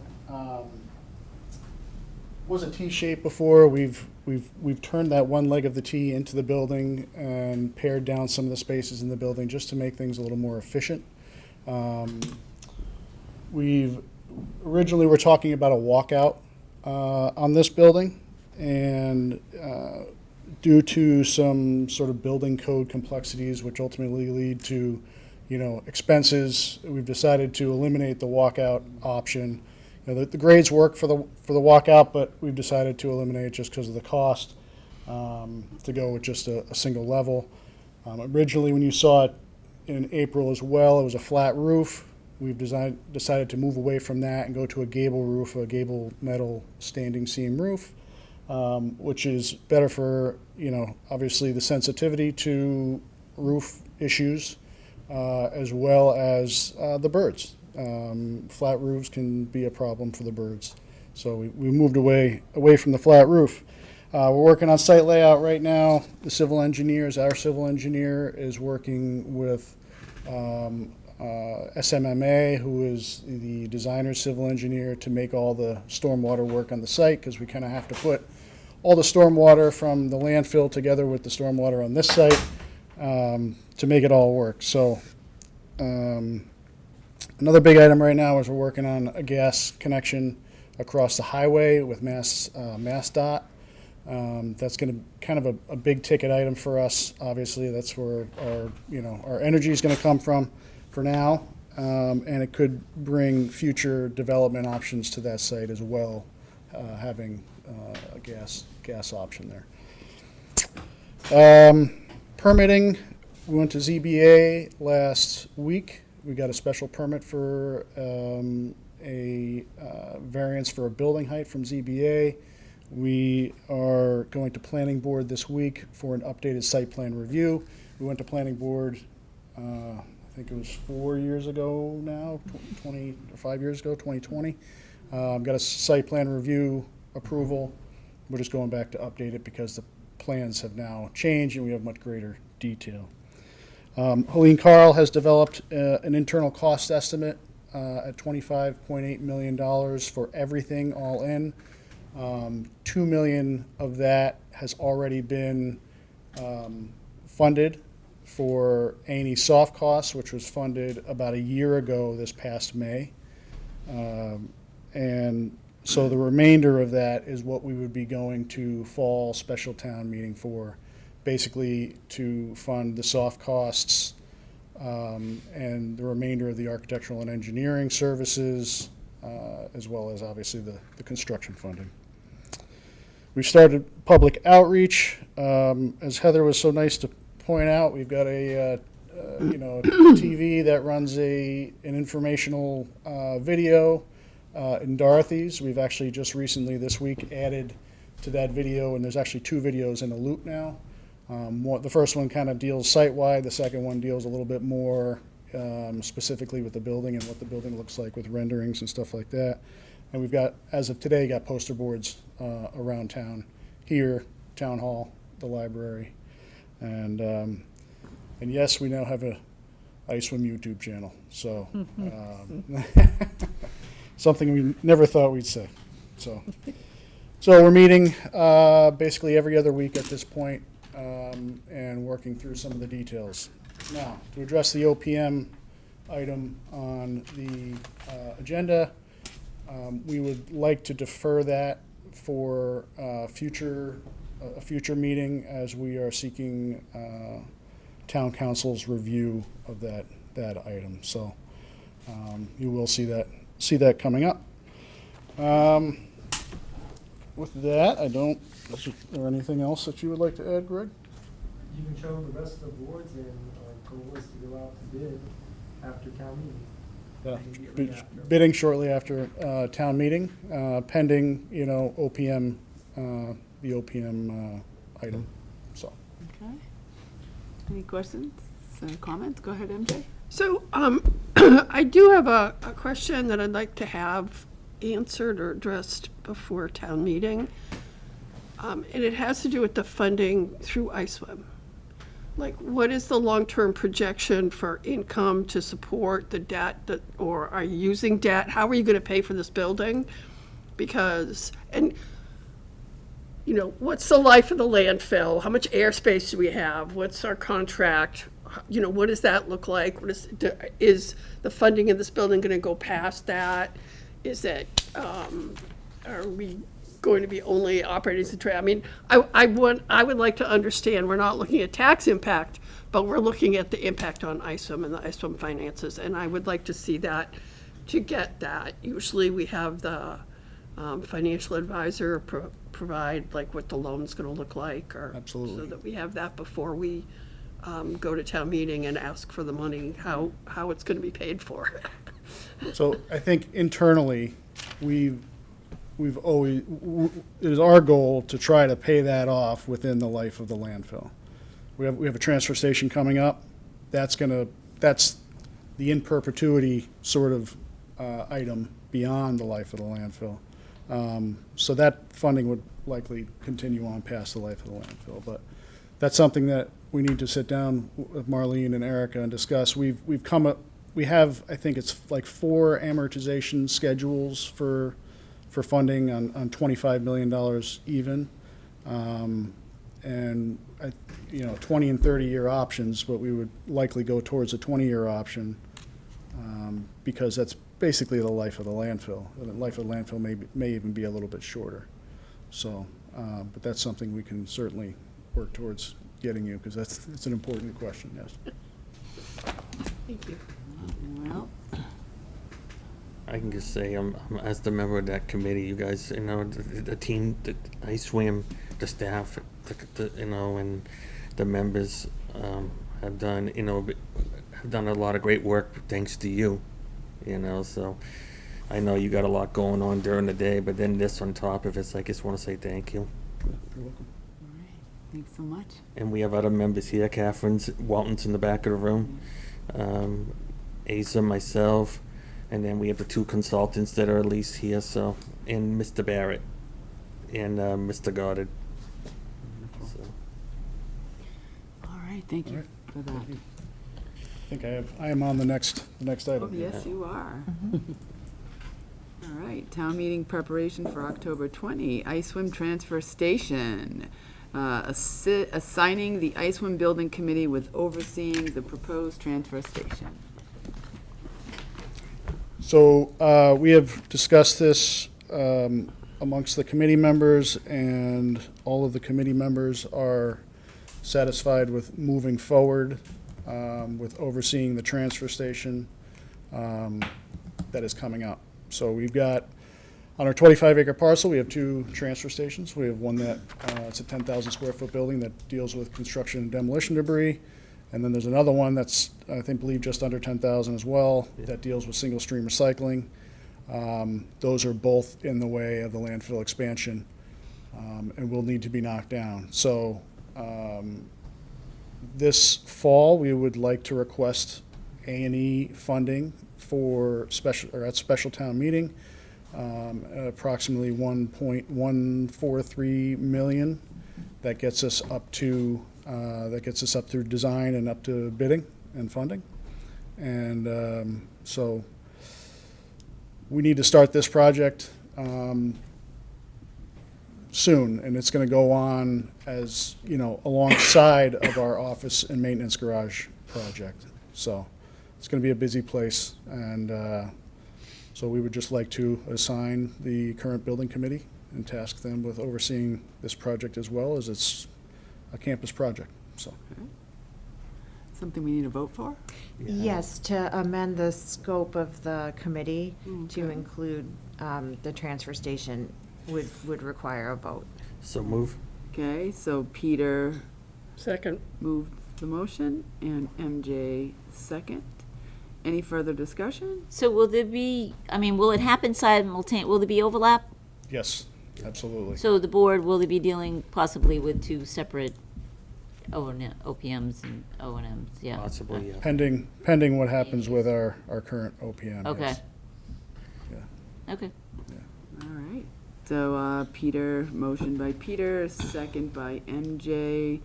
Hearing no further discussion, I'll go roll call vote. Anne Marie? Yes. Jean? Yes. Peter? Yes. MJ?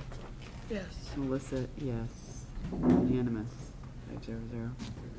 Thank you. Thank you. Can I just Got- ask oh, yeah, go something related Go to ahead, this? Chair, So, one follow-up. so you're going to be coming for a town meeting for transfer station design money, is what you're saying? Correct. Right?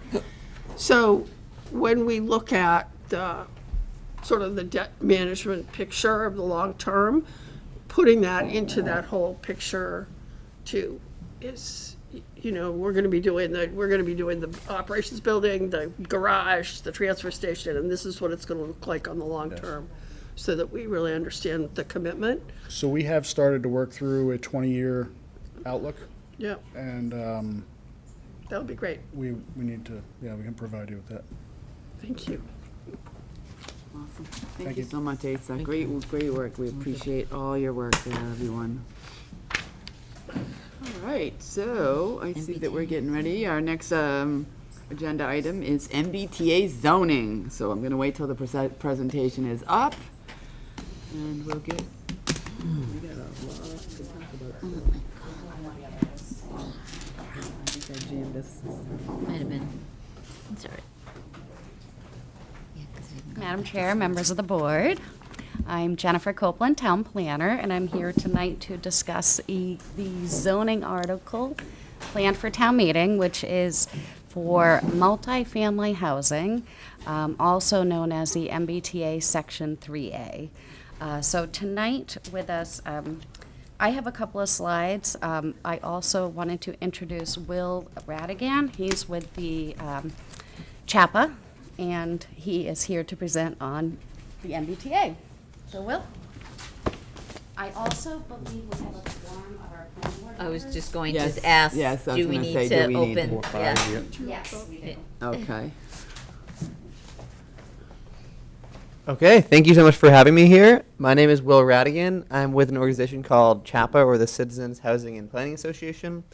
We're a statewide nonprofit that's been around for about 60 years that works to make housing more affordable in Massachusetts through advocacy, education, and connecting individuals and families with affordable homeownership opportunities. Most of my role is educating local communities on housing policies available to them and how they can tailor them to meet their local needs. For most of the last 2 years, that has meant almost exclusively working on MBTA communities because it's a law that affects just about half the state, and it's a pretty involved process to come into compliance with that law. At this stage, Bourne has been working on coming to compliance for several years. You all probably know it pretty well at this point.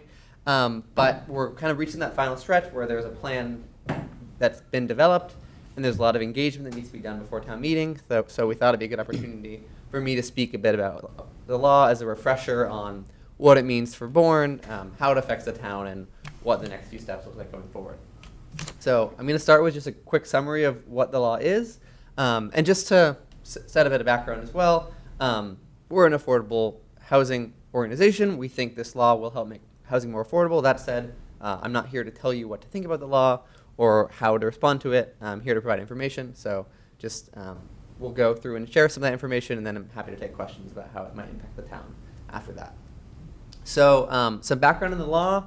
It was passed, voted on by the legislature in 2020, signed by Governor Charlie Baker in 2021 as part of an economic development bill. I'll go into about why it's seen as economic development in a little bit, because that can be counterintuitive to some people. And what it does very simply is it requires every community that's near the MBTA to allow property owners the option to build multifamily housing in at least some area of town. It enables communities to choose where to place that multifamily housing, and the goal is really to cut some of the red tape and regulations that have made it really difficult to build multifamily, smaller, more reasonably priced housing in Massachusetts. So next slide, we can go into a bit about why it was passed.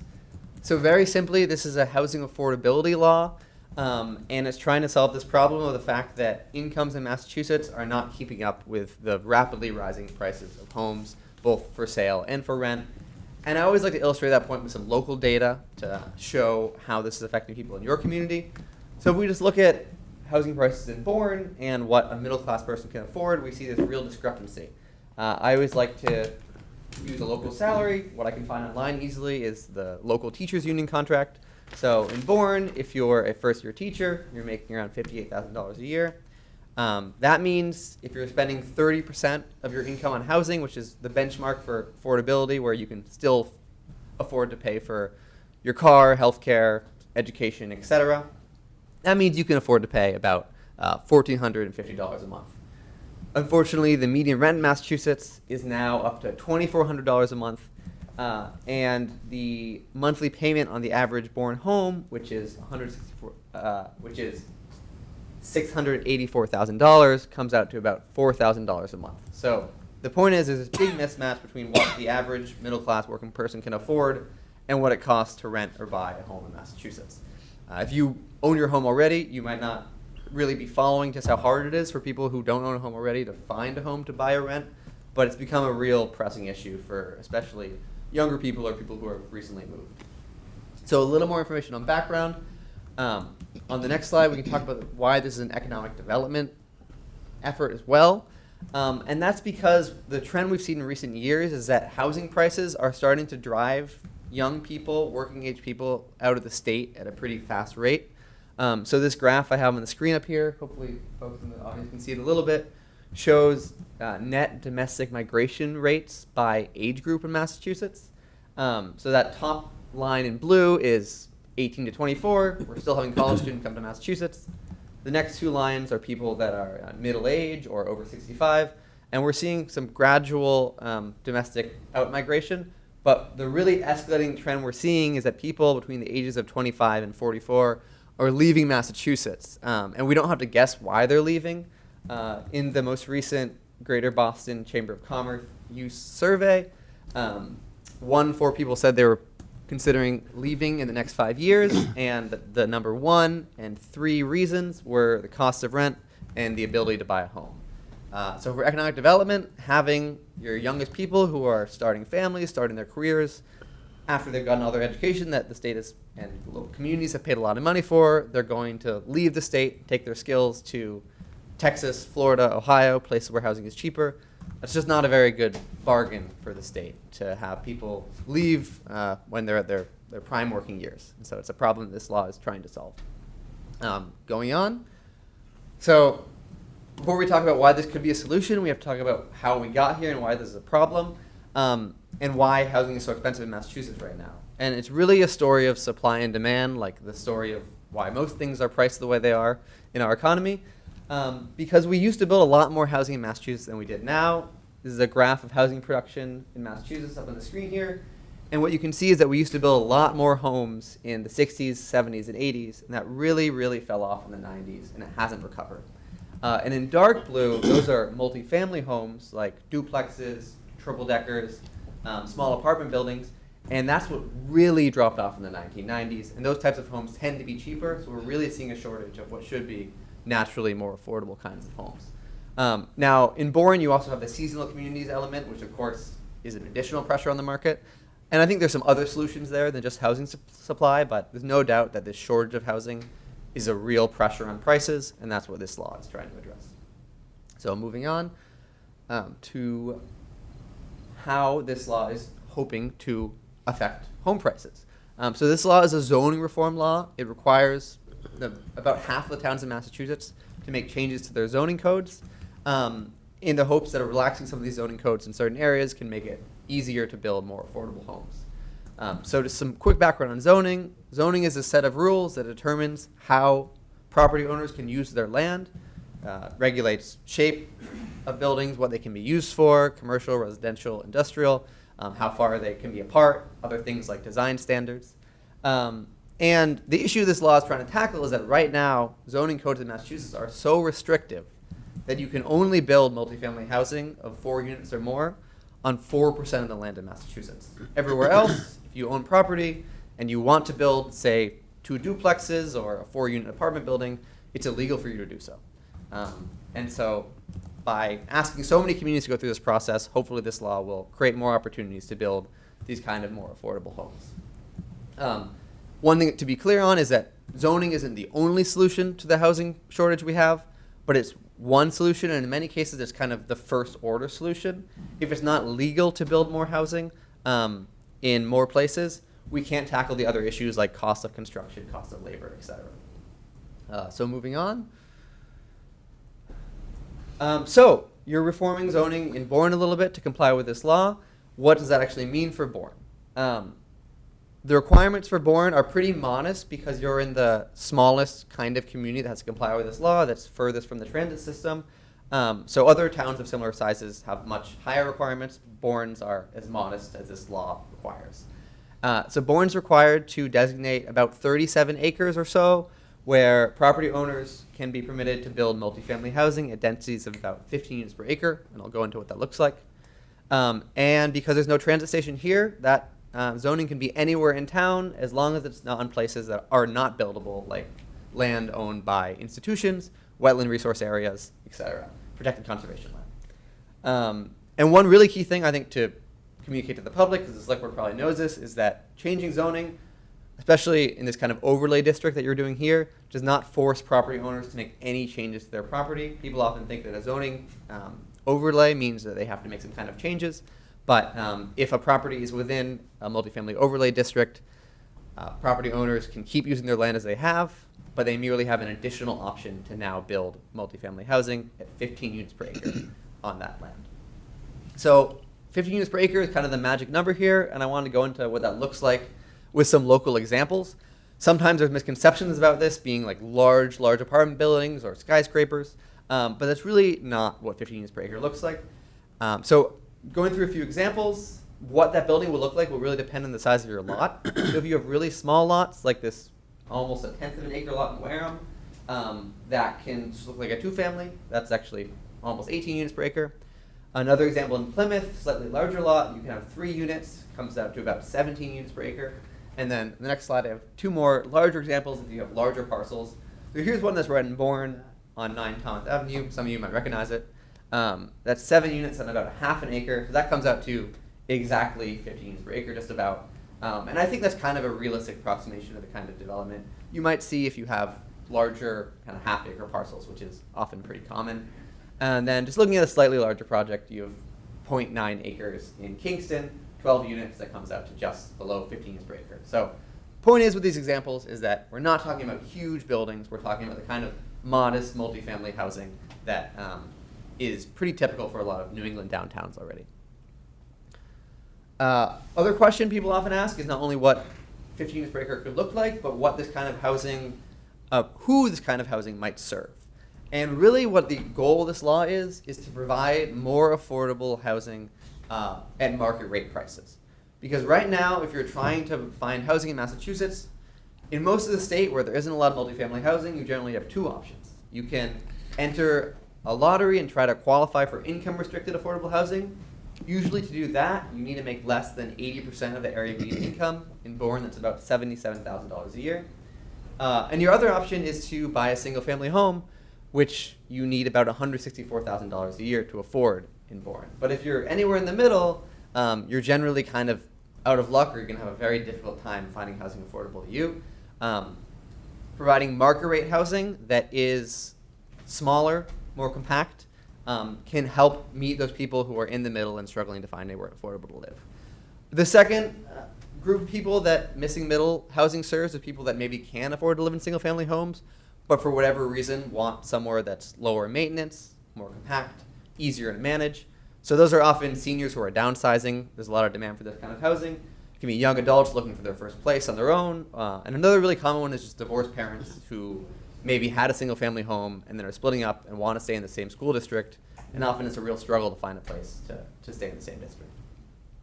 So just a couple technical things. Many people have heard about some of the legal cases that have challenged this law. They've all been resolved now, but I just want to overview what's happened with them.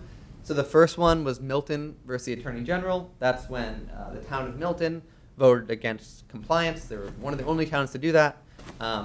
There was a court battle with the Attorney General over that, and it went all the way up to the Supreme Judicial Court, which is the highest court in Massachusetts, that ruled that the law is constitutional, it's enforceable, which just means that it's like any other law. It's not an optional program. It is a law.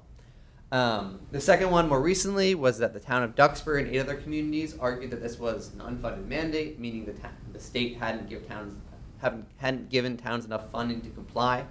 But again, the court ruled that that was not the case. Zoning is a regular function of municipal government, and therefore the law is still enforceable, still constitutional.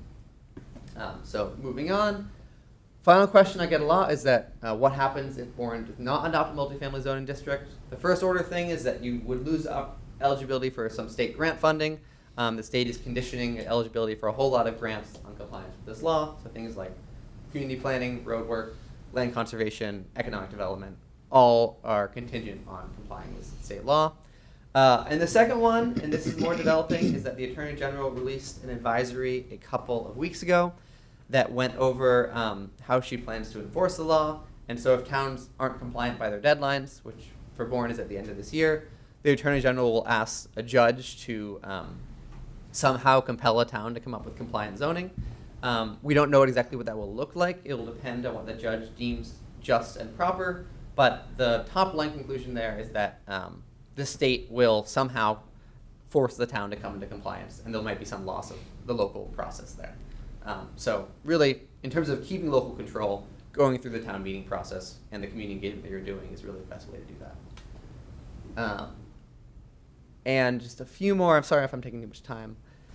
So how can the town shape growth? Again, there's a lot of control the town has over what new development could look like. You can regulate the heights of new developments. You can regulate minimum setbacks, open space, screening buildings with vegetation. All that's in the town's power, and I think the town has done a lot of work to make sure these guidelines suit what the town wants.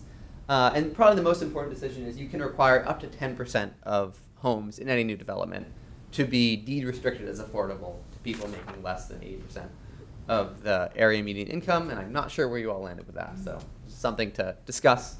And the last key thing is that you can't exclude families or working age people by having age requirements. But there's a lot of flexibility in everything else. I think, do I have one more? Yes, and so how to prepare for town meeting. Again, just a big quick refresher on what the law means right now.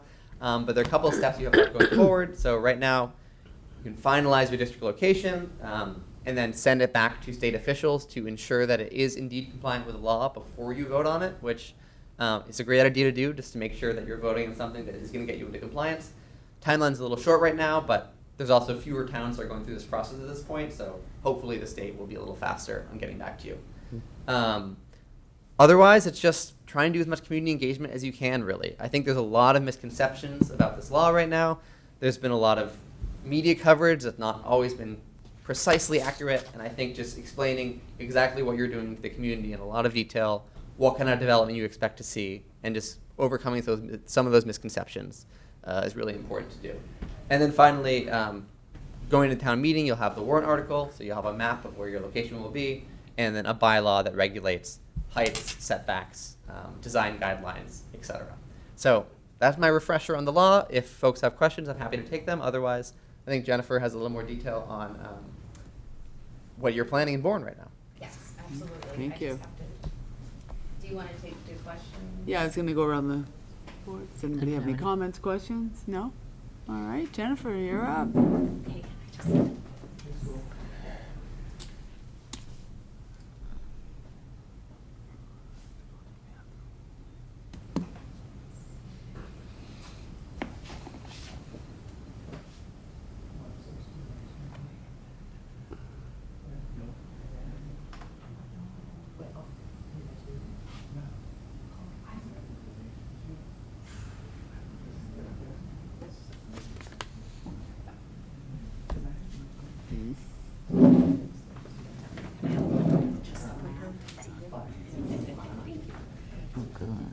We have veterans trustees.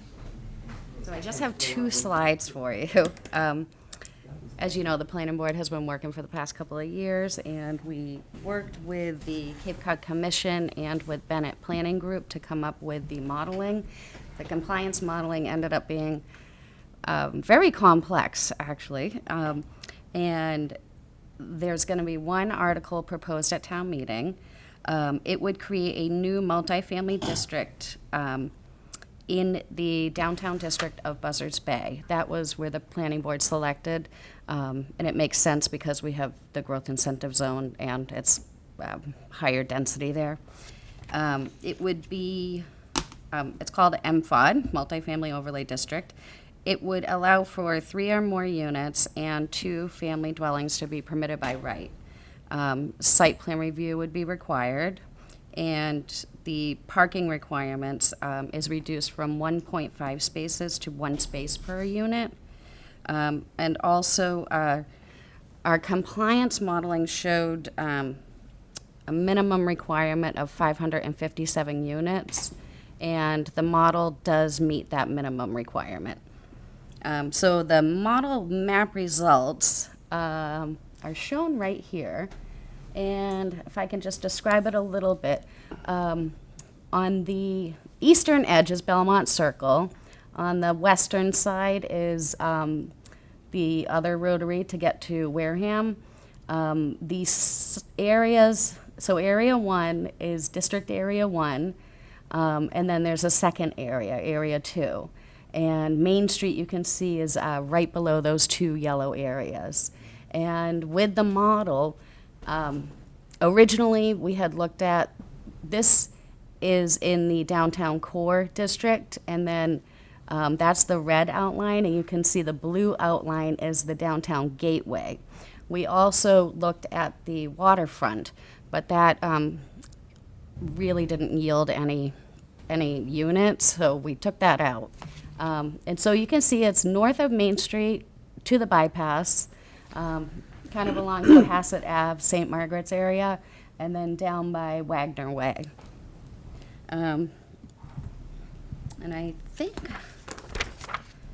that's probably about it. We evaluated the contiguity, gross density, building setback height, all the sensitive areas were removed, open space, wetlands, and public lands were taken out. We also have ground floor limitations on Main Street, and so that was one of the comments we got back from the state, was that the parcels directly located on Main Street were removed from the model because they're mixed use, and therefore they don't allow for the multifamily housing by right. Yeah, so all of those were removed. So, so that's about it. It's just a few changes in the bylaw. You have any questions? Any questions from the select board, comments? Go ahead. So all of this is in the Seward area? Yes. So this is a zoning bylaw change only. You're not required to upgrade your infrastructure or have wastewater or water capacity. Because you don't. Yeah. That originally was in the law, and then it was removed. It was taken out. Interesting. Anyone else? No? All right, thank you. Will there be more, is this on your website? Because I can't really see what those maps or read those Absolutely. things, so can you get those things up so people can see them? And Absolutely. So everything is uploaded onto the website.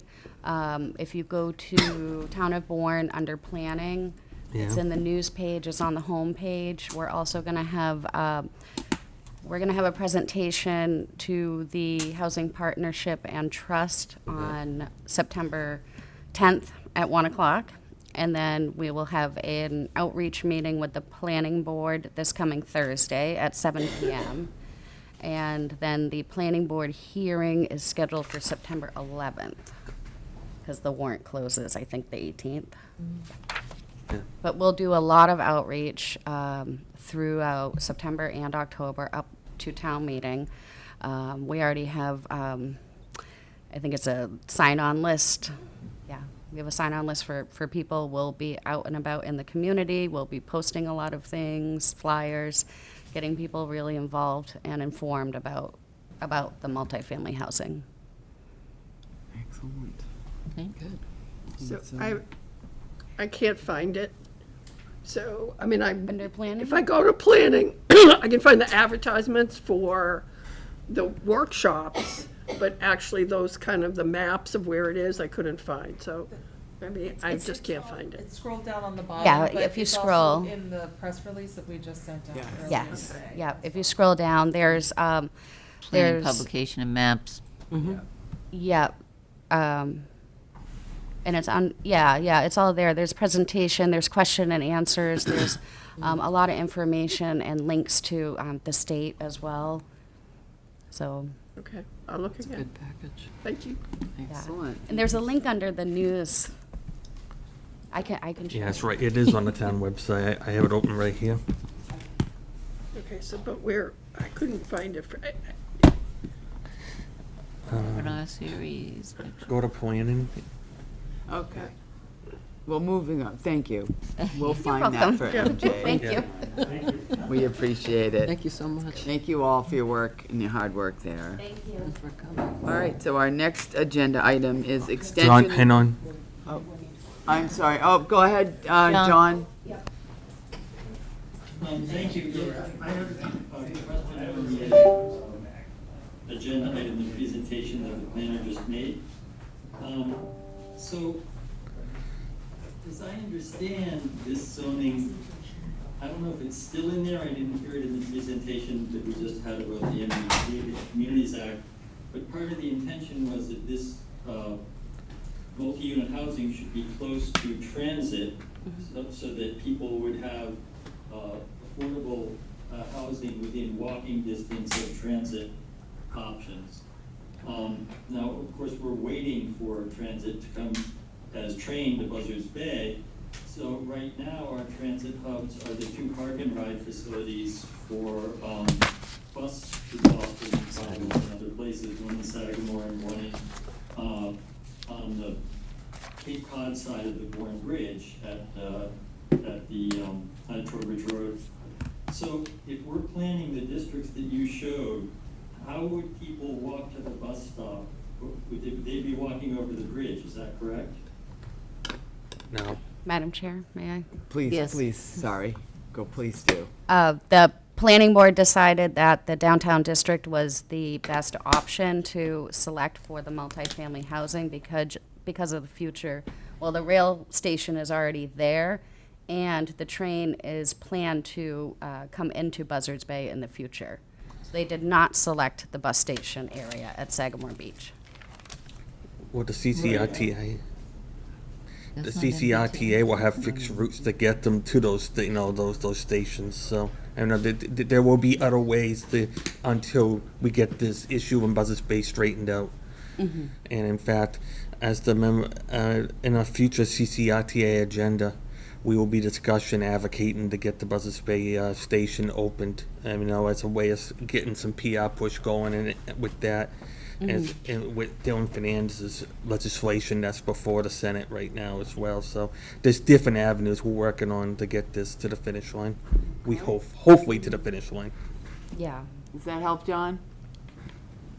Yeah, it answers the question of what you're thinking of. It's not what I was thinking of, but it answers the question of how you envision addressing that. I'm thinking more we already are building quite a bit of multi-unit housing, and we are getting people who might like to and are accessing the different transit facilities and other just part of being in the community to get from one place to another. And I don't see anything in the MBTA Communities Act, or I'm waiting to see in this zoning, if there is some provision, if you're gonna take advantage of this and build this multi-unit housing, where's the assurance that there will be appropriate access for pedestrians to and from those facilities?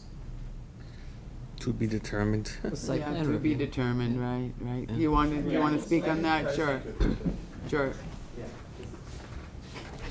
Just in terms of pedestrian facilities, one thing that is associated with the act is that towns that are compliant can apply for this new grant funding program, the MBTA Communities Catalyst Fund, which is intended to fund infrastructure upgrades that make the development of multifamily housing easier.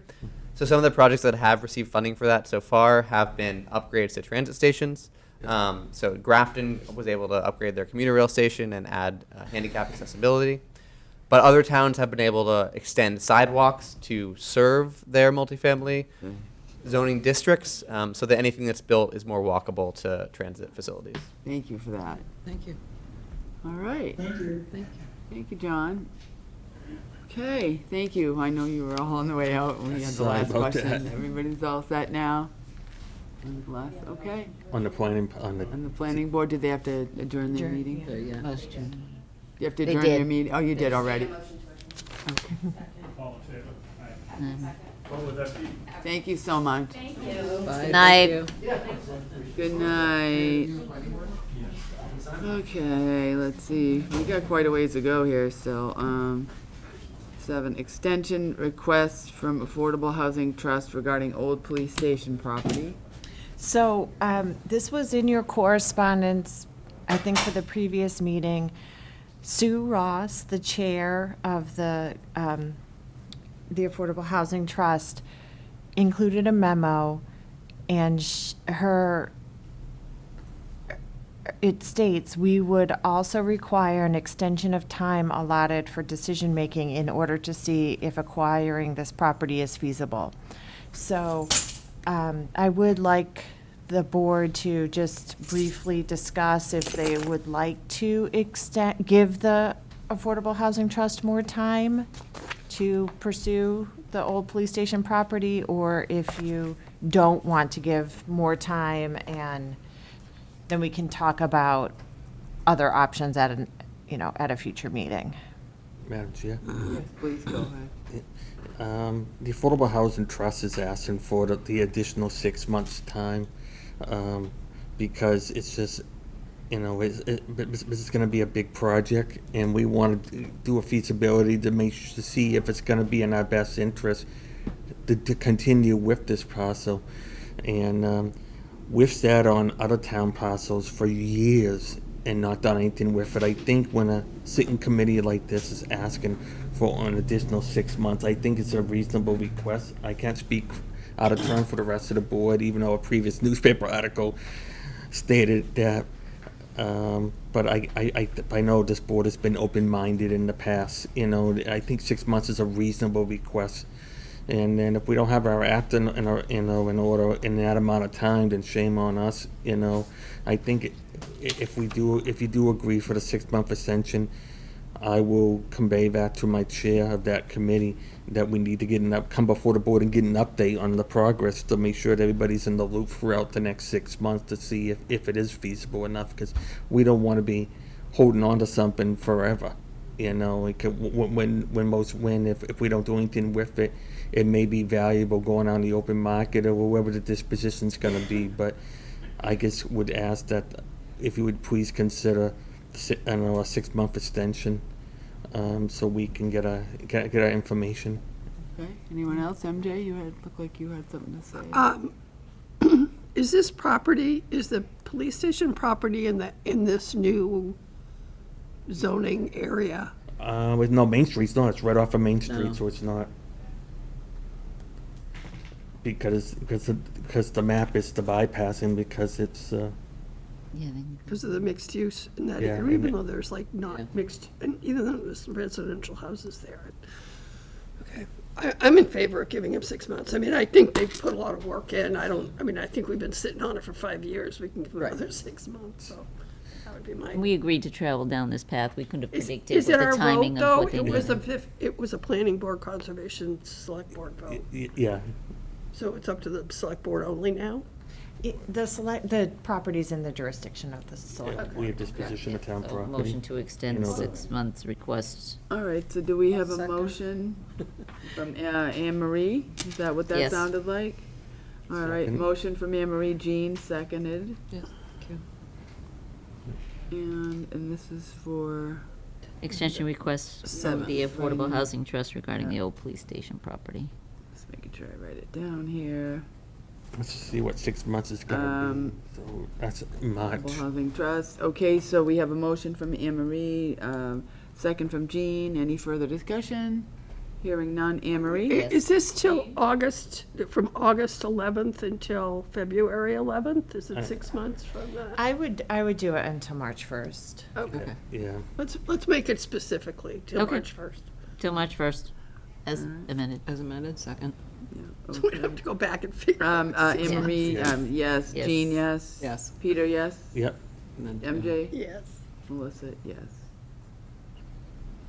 Okay. All right, moving on. Local Initiative Program, LIP application and regulatory agreement for 26 Horn Avenue. Thank you. So this is a project of the Affordable Housing Trust property and Habitat for Humanity. And in order to have it's a single-family home that's going to be built and deed restricted as affordable. And for it to count on the subsidized housing inventory, the town would have to sign onto it as a local initiative unit. And this is all the standard deed writer and the standard regulatory agreement used by livable communities. So, but it does require the signature of the select board chair. So in order for this to be accepted by the state as affordable and deed restricted, the select board would have to accept it and authorize Melissa to sign on behalf of the board. Okay. Motion to accept it and instruct the chair to sign on behalf of the board. Second. Okay, motion from Peter, a second from Anne Marie. And any further discussion? You can To take a second, I'm Noreen Brown, Director of Land Acquisition from Habitat for Humanity Cape Cod. We want to thank you for this opportunity to build home and more. Thank you Thank so you. much. We started this paperwork with Sue and Rob a while back, so we tried to We get it signed it signed. last week, and we all went over and had it notarized, so we're done that part Yes, on the thank you. trust side of it. Yeah, and from here, once I get it later this week or whenever it's signed, you get it signed, then I'll send it up to the state and Actually, I take brought it back for- to town hall, and it's somewhere in here. I have it. Yeah. Yeah, I'm not looking for it now. I'm just saying. I just want to thank you, and, we're trying to accelerate it to move it along, because we have a couple of other offerings coming out, so we're trying to get it marketed, because it was kind of a quick job. 7, did I read? 7 We have, coming up on the Cape? Right now, we have ready to market, we have 4 in Falmouth, and we have 2 in Brewster. Yeah. But we're also permitting another 14 in Falmouth, 6 in Oh, Yarmouth. wow. 7 in Very Orleans. nice. Wow. Now That's 1 in Bourne fantastic. and 2 in, yeah, we're Okay. busy. So, we're trying to get this one in quick, but I'll let you get to your stuff, but I wanted to thank you for the opportunity, and we'll be in touch. Thank you so Thank much you for so sticking much. around Yeah. this long, too. Yeah. All right, so we have a motion from Peter, second from Anne Marie. Any further discussion we had? All in favor? I'll go Anne Marie. Aye. Jean? Yes. Peter? Yes. MJ? Melissa, yes. Okay, moving on. So we have local events. So this is Lauren D. Gregorio, use of Buzzards Bay Park for a wedding ceremony on August 31st, 2025. I do not see her on or in the audience, so I'm assuming that we just need a motion to approve the event. Motion to approve the event for August 31st, 2025, subject to conditions of town departments. All right, so we have a motion from Peter. Do we have a second? Second. All right, second from Jean. Any further discussion? Just understand, this is a public place. We can't guarantee that it's going to be exclusive, that the public will be Especially on around. Labor Day weekend. All right. Anne Marie? Yes. Jean? Yes. Peter? Yes. MJ? Yes. Melissa, yes. Okay. All set for Mr. D. Gregorio. All right. So now we have a public hearing, town administrator's proposal to organize facilities with the DPW. Do I have to open this? Yeah. Yes. You can, it's very simple. You can just essentially say you're, Yeah, so you've I'm opened the opening the hearing. public hearing to hear our number 10 on our agenda this evening. Thank you. So the hearing ad was placed in the newspaper, and it's included in your meeting material packets. This is the same proposal that I introduced last time around. We have prepared a draft job description that will have to be bargained with BEA. I am proposing that this position be created in BEA, and that the existing Unit B Facilities Manager position not be funded. So I included a budget impact sheet. So the cost to add the director and in place of the manager would be an additional $12,763. The addition of a new administrative assistant with a 75% salary from the general fund would be $38,583. And then to backfill the portion of the administrative assistant in the town administrator's office that's currently paid for by the sewer enterprise fund would be $17,279 from the general fund. So the 25% sewer and 75% general fund would be shifted to the DPW with the new position. The town administrator's admin assistant would be 100% general fund. The director would be placed in BEA. The facilities manager would be unfunded, and the net impact to the budget is an additional $68,625. If this is agreeable to the board, we would be seeking this funding at the fall town meeting through a supplemental budget adjustment. Do we need a motion for this? So, not actually for the budget adjustment, we would do that when we do the article language, but if, I would need a motion and a vote in order to essentially do the reorganization. And this reorganization would put things essentially back into strict compliance with the charter language. So the charter language for, in the charter for DPW includes facilities of municipal building facilities. So this reorganization proposal is consistent with the charter language. All right, do we have a motion to, Can we talk about it you want to first? talk about it? Okay, I thought we could get a motion and then discuss, but I'd like to okay. talk about it so that we can then sort of frame the Okay. motion. So the budget impacts that you're talking about, are these half-year budgets on the FY '26 budget, or are they full-year impacts? This is FY '26 only. So is this assuming that if we funded this for like a half a year, so that basically future, It would be October, it would be funded it would be funded November, essentially November, a little more than a half a year. November through the end of the fiscal year. And then it would be built into the FY '27 proposal. as a full, so, and the reason I ask is to understand how much we're increasing this facilities manager. In the scope of other towns, is this competitive with facilities managers of a higher level? What, It similar is, to what yes, we had yes. when we started, we've kind of gone through iterations, and I just want to make sure that we're funding it at a level that's going to get us what we need. We're gonna get the best candidate for the money that we're gonna budget it for. In other words, are we gonna end up getting an entry level out of a college, or would this be sufficient enough to get an actual person that's already doing a job?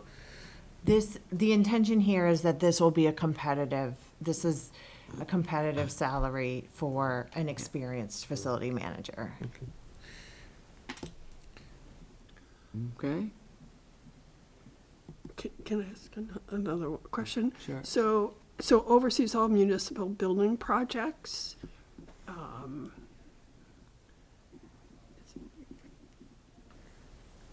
Can you just kind of give me a sense of like what that means? I think it's a great idea, because if you're building a building, you want to have the facilities manager talking about the HVAC systems and how it works with everything else. but- This position would be the point person for building committee. projects. Okay, Yes. great, good.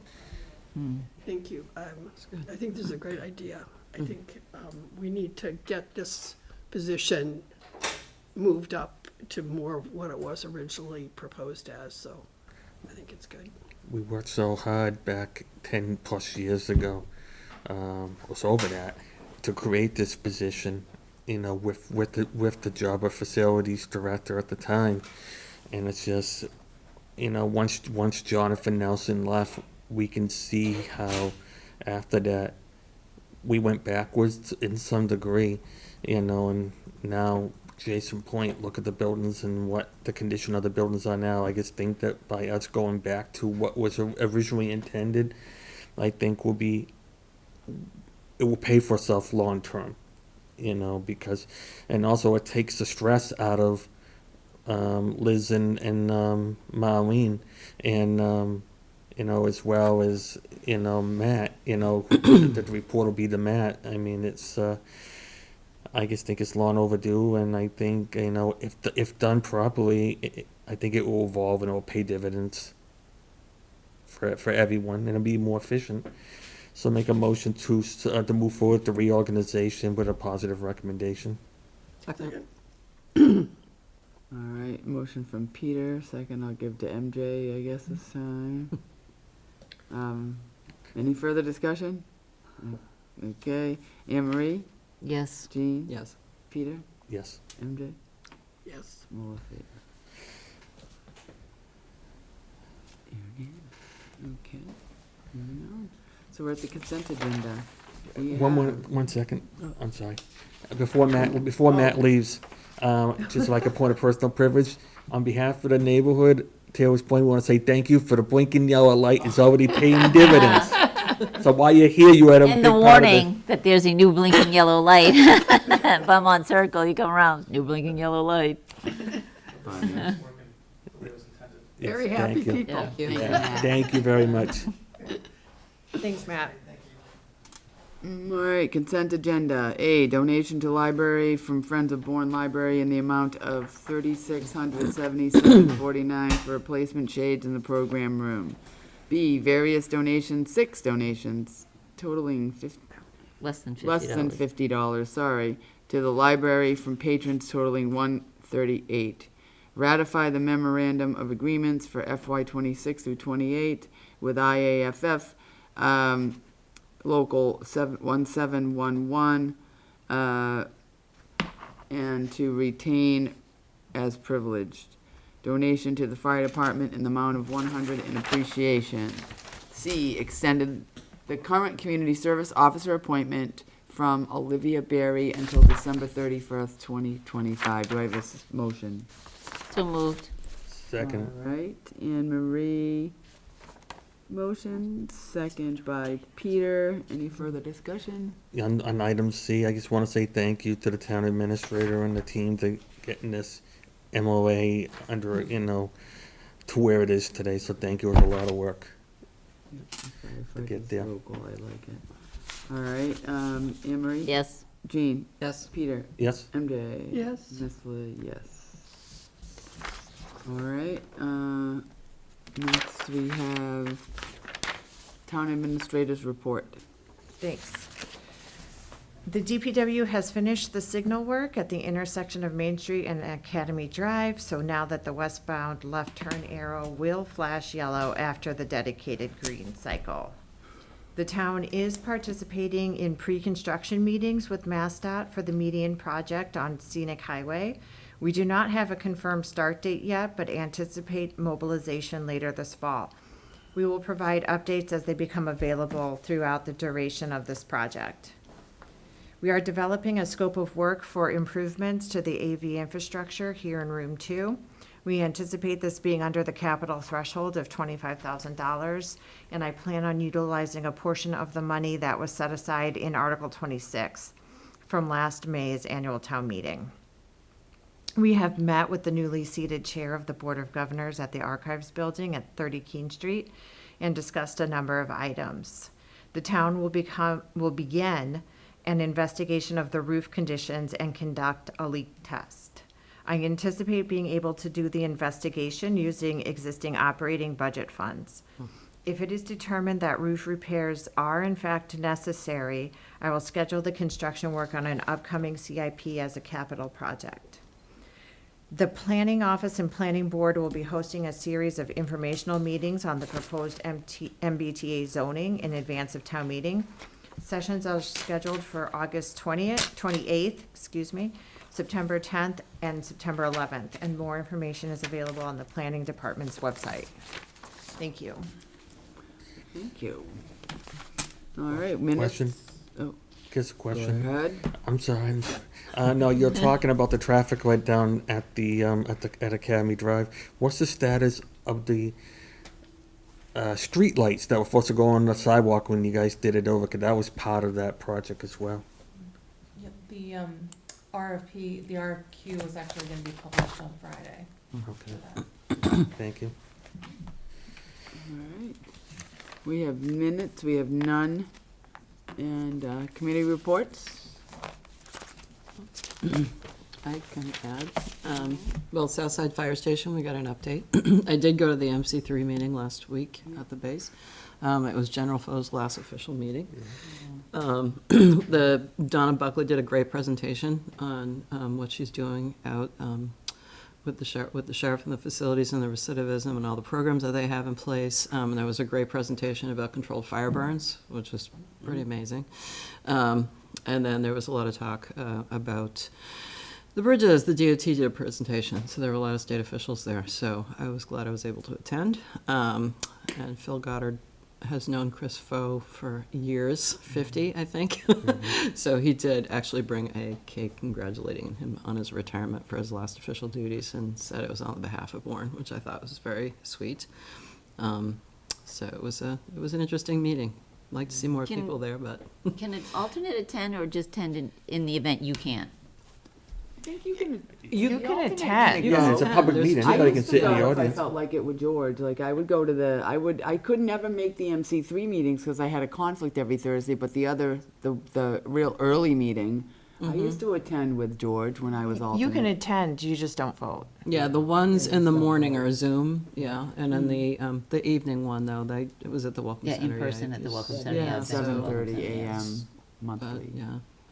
All right. Any other committee reports? I did have a SciTech committee meeting, and it centered around all of the changes with the B grant rounds, and yeah. So MBI is trying to mitigate and navigate a lot of that language and the impacts on communities and the impact on the process now. So NTIA should be putting out some final language.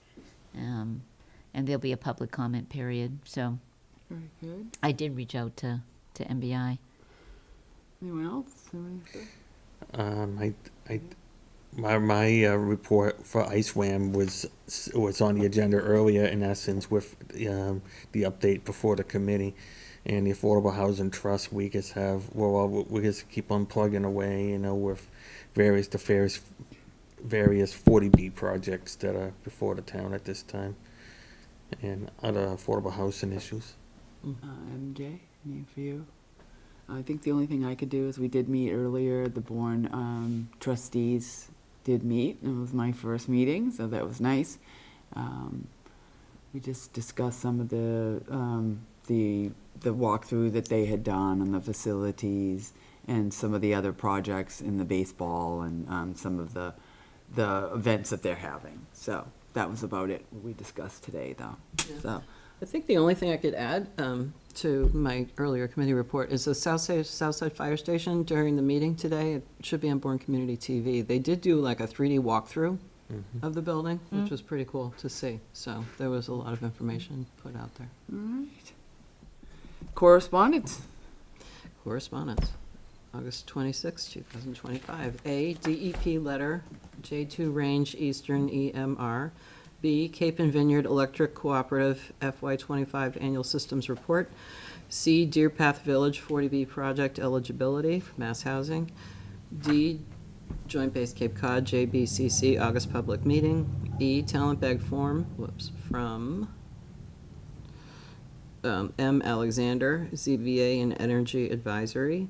F, email from Jay Gould regarding gate at High Ridge. G, email from Palmer regarding High Ridge Gate. H, email from Travis regarding High Ridge Gate. And I, a butter notice for driveway work at 2 Cranberry Road. Very good. Thank you so much. Future agenda items related to correspondence and any other items for future discussion? All right, hearing none. Future meeting dates, August 27th, workshop to establish board's goals and annual goals, which is tomorrow. September 2nd, select board. September 3rd, HCA interviews, social media, social equity applicants. September 9th, select board. September 16th, no meeting, 1 Cape conference. September 26th, no meeting. September 30th, select board. October 7th, select board. October 20th is town meeting. October 28th, Board of Sewer Commissioners. I will be in New Hampshire that day. Well, I might not. I might be in New Hampshire, though. And if I don't go to New Hampshire, I'll be on staycation. Just so we all know that. Okay, and do I have a motion to adjourn? Second. All right, motion to adjourn from Jean. Second from Anne Marie. Anne Marie? Yes. Jean? Yes. Peter? Yes. MJ? Yes. Melissa? All right. Tomorrow,